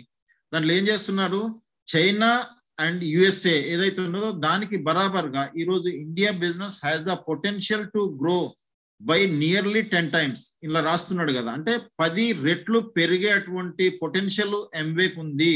అంటే ఇప్పుడు ఎంత ఉంది ఎంవే టర్న్ ఓవర్ 2000 ఉంది అనుకోండి, రాబోయే 10 years లో దాదాపు ఎంత అవుతుంది, ఆటోమేటిక్ గా 20,000 క్రోర్స్ ఇండస్ట్రీ అన్నమాట, అంటే టర్న్ ఓవర్ జరిగేది ఉంది. అప్పుడు మీరు ఆలోచించి చూడండి ఎంత పెద్ద బిజినెస్ అయ్యేది ఉంటుంది. దీంట్లో రాసినట్టు చూడండి, బిట్వీన్ నౌ అండ్ 2030 ఇప్పుడు ప్లస్ 2030 మధ్యలో we will have that India, China and the US will provide us with the highest growth rates అన్నమాట. అంటే ఈ మూడు ఉన్నాయి కదా, హైయెస్ట్ గ్రోత్ అవుతాయంట. And we will prioritize our investments in these three markets, be it in terms of R&D or strengthening our digital capabilities. వీళ్ళు దేంట్లో invest చేస్తున్నారు చూడండి, రాబోయే ఇన్వెస్ట్మెంట్స్ అన్ని కూడా ఈ మూడు మార్కెట్లన్నీ చేస్తారట. ఎంబీఏ చేసేదంతా కూడా అందులో కూడా దేంట్లో చేస్తున్నారు, డిజిటల్ కేపబిలిటీస్. అర్థమైంది కదా. ఒకటి R&D. ఇప్పుడు ఫ్యూచర్ లో మనం చూసినట్టయితే దీని రీసెర్చ్ అండ్ డెవలప్మెంట్, ఇప్పుడు ప్రతి ఒక్కటి ఏంటంటే దీనికి రీసెర్చ్ ఎక్కడ ఉంది, దీనికి ఇవన్నీ వస్తూ ఉంటాయి కదా. దానికోసం వీళ్ళు రీసెర్చ్ వీటినే పెడతా ఉన్నారు. 3 ప్లేసెస్లలో బెంగళూరు ప్లస్ చెన్నై ఇలాంటి 2-3 ఉన్నాయి అన్నమాట, అక్కడ పెడతా ఉన్నారు. సో మెయిన్ గా R&D ప్లస్ డిజిటల్ వాటిని ఇంప్రూవ్మెంట్ చేయడం కోసము టాప్ 3 మార్కెట్స్ ఏవైతున్నాయో గ్లోబల్లో ఇండియా, చైనా అండ్ యుఎస్, ఈ దానికి బరాబర్, అంటే ఇండియా అనేది చైనా ప్లస్ యుఎస్ కి బరాబర్ గా అంత పొటెన్షియల్ ఉంది అనేది చెప్తున్నారు. We believe the long term potential of the India business. మనం ఏమనుకుంటున్నాం, లాంగ్ టర్మ్ అంటే మనము చాలా మంది వచ్చేరు పోయారు, కానీ వీళ్ళు చూడండి లాంగ్ టర్మ్ కోసం ఆలోచిస్తున్నారు. 2000 crores currently at about 2000 crores will scale up by the nearly 10 times and grow about 20,000 crores. ఇలా క్లియర్ గా రాసినారు చూడండి. ఈ పేపర్ మనము మామూలుగా ఏంటంటే మనం పంపిస్తా ఉంటే ఏదో చూసేసి అటు ఇటు పోతారు. దీంట్లో ఒక్కొక్క పాయింట్ ఇంపార్టెంట్ ఉంది చూడండి. 20,000 crores టర్న్ ఓవర్ జరగబోయేది ఉంది రాబోయే 10 years లో. ఇప్పుడు 20 అని అంటే 22 అంటే దాదాపుగా 30, 31, 32 అనమాట. దీంట్లో ఏంటంటే దాదాపుగా 10 times కంటే ఎక్కువ. వీళ్ళు ఎక్కడెక్కడ గుడగాం, చెన్నై అండ్ బెంగళూరు, ఈ మూడిట్లలో వీళ్ళు ఈ రీసెర్చ్ వీటిని అనేది డెవలప్ చేస్తా ఉన్నారు. 170 crores in 2 to 3 years about R&D అవి. తర్వాత ఏంటంటే Amway is far more resilient with the learning of the past 2 years since the pandemic outbreak. అంటే వీటి ద్వారా చాలా నేర్చుకొని వీళ్ళు ఫ్యూచర్ కోసం చాలా చేస్తున్నారు. ఎందుకు, ఎట్లా జరుగుతుంది అనే వీళ్ళ స్ట్రాటజీ చూడండి. ఏం చెప్తున్నారు, we have benefited from 2 mega trends. అంటే చాలా ఇప్పుడు జరుగుతున్నటువంటి ట్రెండ్స్ ఏవైతున్నాయో, పెద్ద ట్రెండ్స్ ఏవైతున్నాయో across the globe, not only India, మొత్తం ప్రపంచంలో జరుగుతున్న ట్రెండ్స్ ఏవైతున్నాయో దాంట్లో Number 1, the rise of the gig economy and micro entrepreneurship. Gig economy అంటే ఏంటి తెలుసా? గిగ్ ఎకానమీ అంటే ఏంటంటే, ఇప్పుడు పాత రోజులలో ఏంటంటే ఒక గవర్నమెంట్ జాబ్ కానీ ఏదన్నా కానీ ఒక పర్మనెంట్ జాబ్ ఎత్తుకోవాలి, చూసుకోవాలి, ఒక దగ్గర ఈ కాన్సెప్ట్ ఉండే కదా, అది పోయింది. ఇప్పుడు ఒక ఫిల్మే ఉందనుకోండి, ఎవరైనా ఒక పెద్ద బడ్జెట్ తోటి ఒక ఫిల్మ్ అనే ప్రాజెక్ట్ చేస్తారు అనుకో, దాంట్లో టాలెంట్ ఉన్న వాళ్ళు పోతారు, అక్కడ వర్క్ చేస్తారు, తీసుకుంటారు, మళ్ళీ నెక్స్ట్ దాంట్లోకి వెళ్ళిపోతారు. దాన్నే పట్టుకొని ఉండాలి జిందగీ మొత్తం అనే కాన్సెప్ట్ పోయింది. ఇప్పుడు దాన్నే గిగ్ ఎకానమీ అంటారు అనమాట, మైక్రో ఎంటర్ప్రెన్యూర్షిప్ అనమాట. అంటే ఇప్పుడు మనం చూస్తున్నాం కదా, చిన్న చిన్న పెద్ద పెద్ద ఇన్వెస్ట్మెంట్లు చేసి అవి చేసి ఇవి చేసి అనేది కాదు, చిన్న చిన్న ఆ రకంగా అవన్నీ కలిస్తే ఒక పెద్దది అవుతుంది. Especially with women and the young millennials. Millennials అంటే దాదాపు అంటే 80s తర్వాత బార్న్ అయిన వాళ్ళ, అంటే పుట్టిన వాళ్ళు అనమాట. యంగ్స్టర్స్ అండ్ ఉమెన్ అనమాట. ఇప్పుడు U35, అండర్ 35 ఇవన్నీ జరుగుతున్నాయా లేదా? సో వాటి మీద బాగా ఫోకస్ చేస్తున్నారు ఈ 2 ఎకానమీస్ ద్వారా, ఈ 2 సెగ్మెంట్స్ ద్వారా. And the looking for supplemental income. వీళ్ళు ఇప్పుడు లేడీసే ఉన్నారు అనుకోండి, యంగ్స్టర్స్ లేడీస్, వీళ్ళంతా ఏం చేస్తున్నారు, ఏదన్నా ఒక ఇంకా ఎక్స్ట్రా ఇన్కమ్ సప్లిమెంట్ కావాలి, supplemental income, supplement of the health and wellness immunity కోసం అనమాట. Secondly, with the consumers growing focus towards the health and nutrition. ఇప్పుడు జరుగుతుంది ఏంటిది, మాక్సిమం హెల్త్ అండ్ దాని మీద, తర్వాత ఎక్స్ట్రా ఇన్కమ్ కోసం మనుషులందరూ చూస్తున్నారు. Micro entrepreneurs have adapted to provide wellness solutions to their communities, and we will continue to invest products and digital solutions to help them grow. అంటే వీళ్ళు క్లియర్ గా ఏం చెప్తున్నారు, రాబోయే దాంట్లో వీళ్ళందరూ కూడా ఏంటంటే ఇప్పుడు ఉన్నటువంటి సిచ్యువేషన్ ని, హెల్త్ అండ్ వెల్నెస్, తర్వాత ఇమ్యూనిటీ, ఇవన్నిటిని డిజిటలైజేషన్, ఇవన్నిటిని వాళ్ళు యూజ్ చేసుకుని బిజినెస్ పెంచుకునే రకంగా, వాళ్ళు గ్రో అయ్యే రకంగా వీళ్ళు దీన్ని ప్రొవైడ్ చేస్తున్నారు అనమాట. ఇన్వెస్ట్మెంట్స్ కావచ్చు, ఇవన్నీ కూడా. So limited Covid impact. Covid అనేది మనం చూసినట్టయితే ఎన్నిట్లలో బిజినెస్ బంద్ అయిపోయినాయి చాలా మంది. మనం చూస్తున్నాం కదా, మొత్తం కొన్ని ఇండస్ట్రీలే కొలాప్స్ అయిపోయినాయి. ఉద్యోగాలు కూడా ఏంటంటే, ఉద్యోగాలు కావచ్చు, శాలరీస్ కావచ్చు, కట్ కావచ్చు, బంద్ చేయడం కావచ్చు, రకరకాలుగా జరిగింది. కానీ దీని మీద ఏం ఎఫెక్టే లేదు. అది కాకుండా ఏంటంటే నియర్లీ 70% ఇండియా వాళ్ళ sales, nearly 70% of MA India sales now come through the online platform from just about 30% 2 years ago. అంటే దీంట్లో ఒక్కొక్క పాయింట్ ఏంటంటే, మన బిజినెస్ ని ఎట్లా మనము డెవలప్ చేసుకోవాలనే దానికి ఈ ఆర్టికల్ ఉంది కదా, ఇది చాలా పనిచేస్తుంది. ఎందుకైనా 2 ఏళ్ల క్రితము ఇప్పుడు మేము వచ్చినప్పుడు అయితే ఆన్లైన్ లేనే లేదు. నేను 500 PVలకి మాది 6% అయ్యేది. 5 PVలు తక్కువ ఉన్నది మాకు తెలియదు. నాకు కంప్యూటర్ లేదు, ఇది లేదు, మాకు చెప్పేటోళ్ళు లేదు, పోయింది అది. అంటే 495 PVలు చేసి 5 PVలు చేసుకోలేము, కానీ పోయింది అది. అంటే ఇప్పుడు ఎంత అనుకూలంగా ఉంది మనకి. ఇప్పుడు బటన్ నొక్కితే మనకు ఎన్ని పైసలు కావాలో, దానికి ఏం చేయాలి, అవన్నీ అంత టెక్నాలజీ, వాళ్ళ వెబ్సైట్స్ ని, వీటిని ప్రతి ఒక్కటి బాగా పెంచేస్తున్నారు. పాత రోజులల్లా 2 ఏళ్ల క్రితము 30% ఆన్లైన్ అవి ప్లాట్ఫామ్ మీద జరిగేది. ఇప్పుడు దాదాపు 70% జరుగుతుంది. మనం మనుషుల దగ్గర పోయి చేసేది కాదు కదా. ఎంవే ఏదైతే చేస్తుందో దాన్ని అబ్జర్వ్ చేసి దాన్ని అనుకూలంగా మనం చేసుకుంటూ పోయినాం అనుకో, ఎంవే కంటే గొప్ప తెలివి అయితే మన దగ్గర లేదు కదా. వాళ్ళు కొన్ని లక్షల శాలరీస్ ఇచ్చుకుంటే ఎంతో మందిని ఆలోచించడం కోసమే పెట్టుకున్నారు వాళ్ళు. అలాంటప్పుడు మనం మళ్ళా దానికోసం వాటిని ఫాలో అయితే అయిపోతుంది కదా. ఇలా హిందీలో చూడండి, एमवे के ग्लोबल सीईओ पंत ने कहा, एमवे ने वैश्विक विकास के गति देने के लिए, అంటే Amway as a whole world level ला ग्रोथ పెరగడం కోసము इन्होंने भारत पर बड़ा दाव खेला. అంటే ఇండియాను ఒక పెద్ద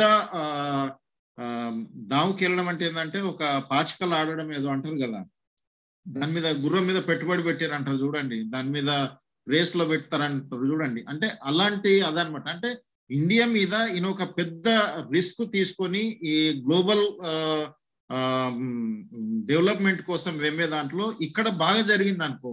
అంటే ఇప్పుడు మనం ఏం చేస్తాము, ఎవరన్నా ఇప్పుడు మనకు స్కోర్ అయ్యే సబ్జెక్ట్స్ ఏమన్నా ఉన్నాయనుకో, మనకు టోటల్ 6 సబ్జెక్టులో టోటల్ మార్కులు కావాలంటే మనకు దేంట్లోనైతే మంచిగా వస్తాయో ఎక్కువ మార్కులు వచ్చే ప్రయత్నం చేస్తామా లేదా.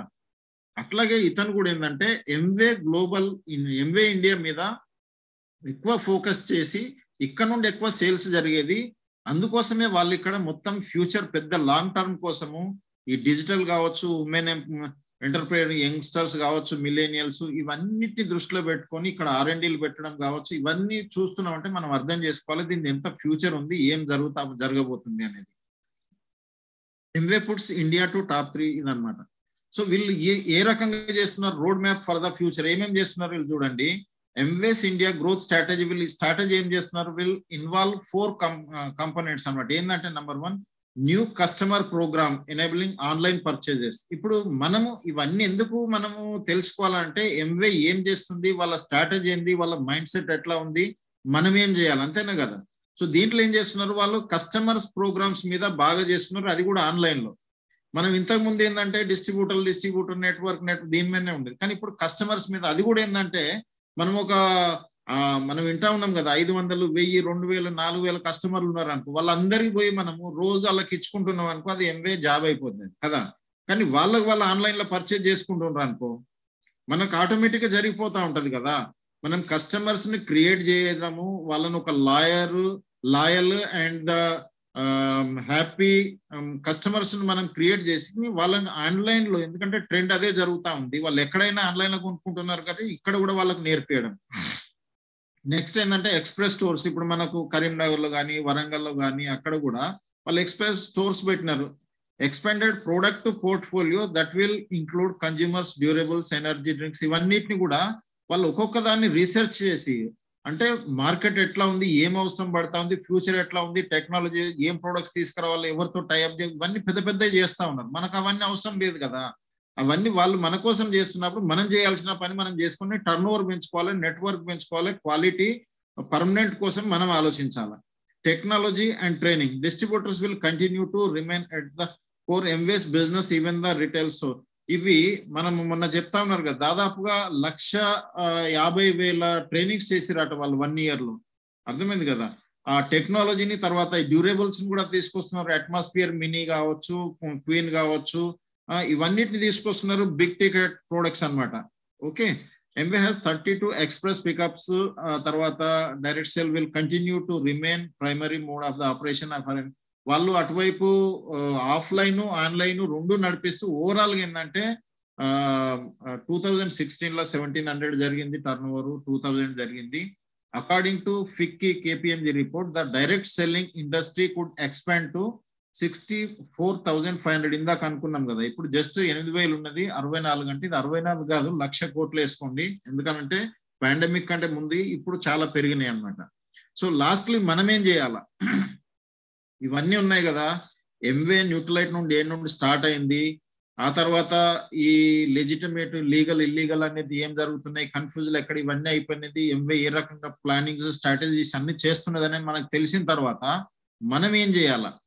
ఎందుకంటే ఇవన్నీ ఉన్నా కానీ మనం ప్లాన్ చేసుకోకుండా మనము ఏం చేయకున్నట్టయితే మనకు దాని యూజ్ ఏం కాదు. ఎందుకనంటే ఉన్నది బయట ఉన్నాయన్నీ కూడా మనము ఇంపార్టెంట్, మనము వాటిని ఎట్లా యూజ్ చేసుకోవాలనే డ్రీమ్స్ కానీ, గోల్స్ కానీ, స్కిల్ డెవలప్మెంట్ కానీ.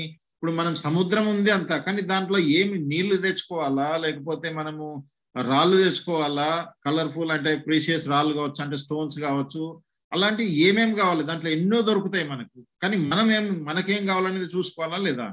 సో ఫస్ట్ మీరు చేయాల్సింది ఏంటంటే decide exactly what you want. ఇప్పుడు మనము మన స్పెసిఫిక్ ఉంటది కదా, మెయిన్ గా మనకేం కావాలి, మనం అది కావాలి, ఇది కావాలి, అన్ని కావాలనుకుంటాము. ఏది ఎగ్జాక్ట్ గా మనకు కావాలో తెలియదు. మనం చాలా ప్రోగ్రామ్స్ ఇప్పటి వరకు మనం వీటి మీదనే చేసుకుంటూ వచ్చినాము. డిసైడ్ ఎగ్జాక్ట్లీ అనేది చాలా ఇంపార్టెంట్ అన్నమాట.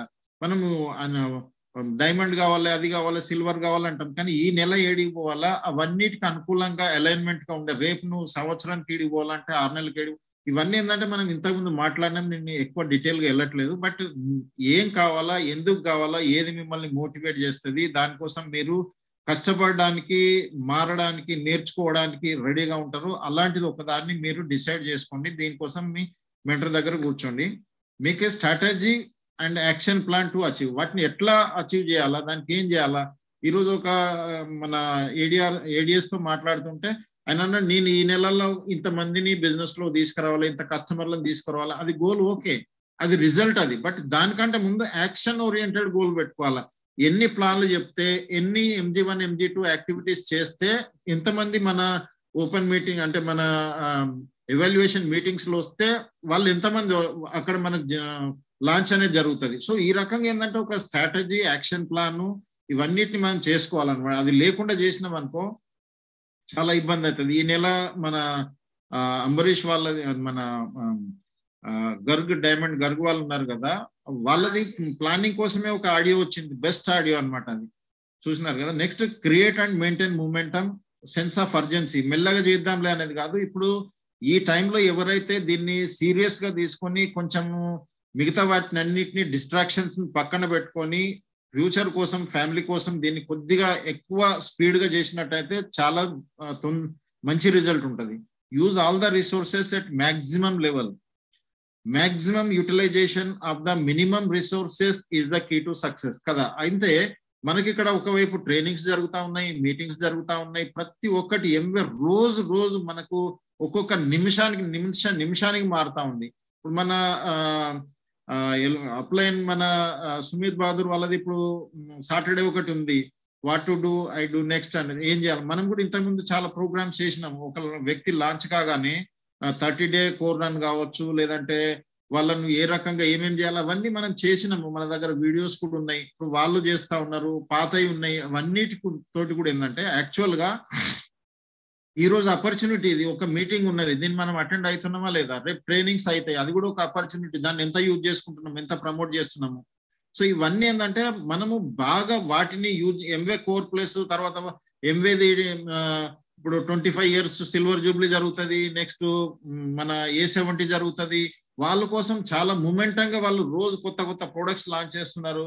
ఇప్పుడు మనది అది వచ్చింది కదా, ఏంటిది ఐ హెల్త్ కోసం వచ్చింది మనది ల్యూటిన్ అండ్ ద జియాజాంతిన్, ఇవన్నీ వచ్చినాయి, కొత్త కొత్తవి వాళ్ళు లాంచ్ చేస్తున్నారు, అన్ని చేస్తున్నారు. కానీ మనం ఏం చేస్తున్నాం అర్థమైంది కదా. ఫోకస్ అని ఇందాక మనం ఏదైతే డిస్కస్ చేసినామో అది డిజిటల్ మీద, ఈ కామర్స్ మీద, సోషల్ మీడియా మీద, మనకు ఆన్లైన్ ప్రతి శనివారం కూడా కార్పొరేషన్ వాళ్ళు తెలుగులో వాళ్ళు చేస్తా ఉన్నారు ప్రోగ్రాము. ఎట్లా, ఎందుకంటే ఎంవే వాళ్ళు కూడా ఏంటంటే ఈ దీనికి అనుకూలంగా వాళ్ళు 170 కోట్లు వాళ్ళు డిజిటలైజేషన్ కోసం పెట్టినప్పుడు దానికి ట్రైనింగ్స్ కూడా చేస్తున్నారు కదా. అదే రకంగా అందరికి కనీసం ఆపరేటింగ్ థింగ్స్ అయితే తెలియాలా, మనకు పాస్వర్డ్ ఎట్లా కావాలా, మనం రిజిస్ట్రేషన్ కస్టమర్ లేదంటే ఏడిఆర్ని ఎట్లా చేయాలా, తర్వాత ఎట్లా ఆర్డర్ చేయాలా, ఇవన్నీ ఏంటంటే డిజిటల్ గా వాళ్ళు చాలా చేస్తున్నారు. మనము ఫిజికల్ గా వెళ్ళి చేయండి నో డౌట్, కానీ మాక్సిమం 70% దాని మీదకి వచ్చింది అన్నప్పుడు మనం ఏం చేయాలి, మనం కూడా 70% కంటే అబౌవ్ బిజినెస్ అంతా వీటినే యూజ్ చేసుకోవాలి కదా. హెల్త్ అండ్ వెల్నెస్ సెగ్మెంట్స్ మీద చేయాలి, మనం అందులో చూసినాం మనం ఆల్రెడీ వీటి మీదనే. తర్వాత యూత్ అండ్ ఉమెన్ మీద ఇవన్నీ చేస్తా ఉన్నారు కదా.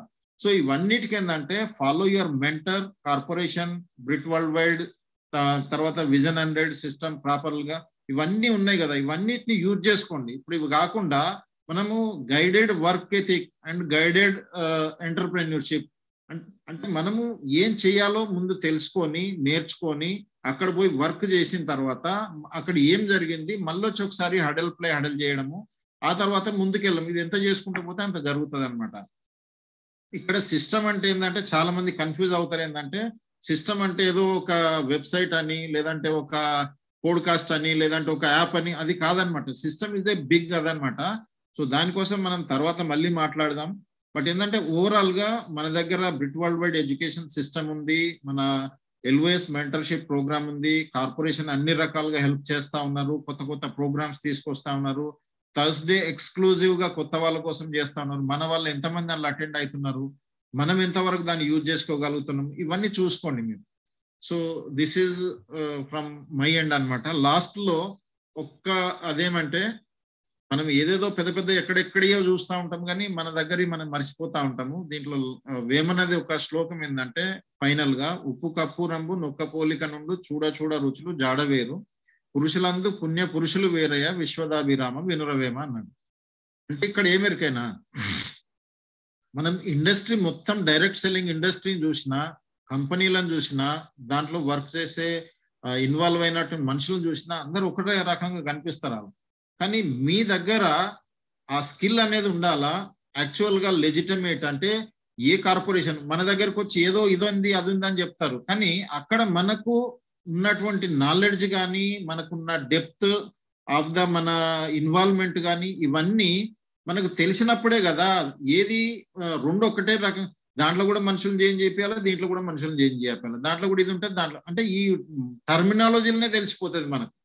సో అదే రకంగా ఇప్పుడు మన సిస్టమే ఉందనుకో, సిస్టమ్ లో కూడా ఏంటంటే మామూలుగా ఎట్లాగన్నా చేసుకోవచ్చు, కానీ ఆ బ్రిట్ సిస్టమ్ ఉంది, దాంట్లో ప్రాసెస్ ఉంది, దాంట్లో ఏమేమి ఉంది, ఎట్లా ఉన్నాయి, అవన్నీ మనం చేస్తా ఉన్నాం కదా. వాటిని మనం కరెక్ట్ గా ఫాలో కానట్లయితే మనకు రిజల్ట్ అనేది తొందరగా రాదు. ఇప్పుడు మనము ఈవెన్ డిస్ట్రిబ్యూటర్స్, కస్టమర్సే కావచ్చు, క్యాండిడేట్సే కావచ్చు, అందరు ఒకటే రకంగా కనిపిస్తారు మనకి. కానీ ఎవరు చేసేటోళ్ళు, ఎవరు చేయనోళ్ళు, వాళ్ళు ఎంత సీరియస్ ఉన్నారు లేరు అనేది మన దగ్గర ఒక క్వాలిఫికేషన్ పారామీటరు, ఒక కొలమానము, మన దగ్గర ఉన్నాయి స్కేల్స్ ఉన్నాయి కదా, వాటితోటి వాళ్ళను కొలిసి వాళ్ళని చూసి ఆ కార్పొరేషన్ కావచ్చు, సిస్టమ్ కావచ్చు, మెంటర్స్ కావచ్చు, కోచ్లు కావచ్చు, కస్టమర్స్ కావచ్చు, లేదంటే క్యాండిడేట్స్ కావచ్చు, వీళ్ళందరినీ ఏంటంటే కనిపించడానికి అందరూ ఒకటే రకంగా ఉంటారు. కానీ మనం డెవలప్ చేసుకోవాలి ఏంటిది, మనము ఎక్కడ పోతున్నామో, అసలు మనం ఏంది, ఎదుటిలో ఆ రెండిట్లలో అన్ని నో డౌట్ చీకటి వెలుతురు కలిసే ఉంటాయి ఎప్పుడైనా కానీ. ఉప్పు కప్పు రెండు తెల్లగానే ఉంటాయి అవి, కానీ వాటిని మనం ఐడెంటిఫై చేసి అది మనకు తెలియాలన్నమాట. So this is from my end. ఈరోజు మనం అనుకున్నది ఇదే అనమాట. ఓకే దాదా, టైం అయింది. మీకు ఇంకెవరికన్నా ఏమైనా పర్సనల్ క్వశ్చన్స్ డౌట్స్ ఏమున్నా కానీ మీరు ఎప్పుడైనా కన్సల్ట్ అవ్వండి, తెలుసుకోండి. ఎందుకంటే దిస్ ఈజ్ చాలా ఇంపార్టెంట్ అదనమాట. మనం మనుషుల దగ్గర పోయినప్పుడు మనుషులు అడుగుతా ఉంటారు, ఇది అట్లా ఇది ఇట్లా అనేది, అది తప్పకుండా వస్తుంది, అది రాకుండా పోనే పోదు అనమాట.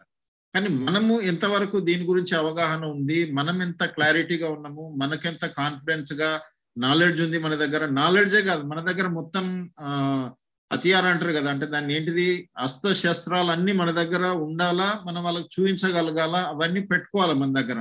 అంతకుముందు మనం ఫోల్డర్స్లలో పెట్టేది, ఇప్పుడు మన దగ్గర మొబైల్ వచ్చేసినాయి. మొబైల్ ఏదంటే అది టక్కును తీసి చూపించడానికి ముందు మనకు తెలిసి ఉండాలని. Okay, so with this I'm done. మీరు దీన్ని మళ్ళీ వినండి, యూట్యూబ్ లో ఇది ఉంటది ఎట్లాగో. సో ఇంకా ఏమన్నా మీకు ఎవరికన్నా ఎక్కడన్నా పర్సనల్ గా ఏమన్నా ఎవరన్నా కలిసినాయి, మాట్లాడినాయి, మీకు అర్థం కానీ తెలియని కవర్ కానీ ఏమన్నా ఉంటే మనం పర్సనల్ గా వన్ లెవెల్లో మనం మాట్లాడదాం. Wish you all the best. Go ruby and go diamond. Thank you. Good night. Thank you sir. Thank you madam.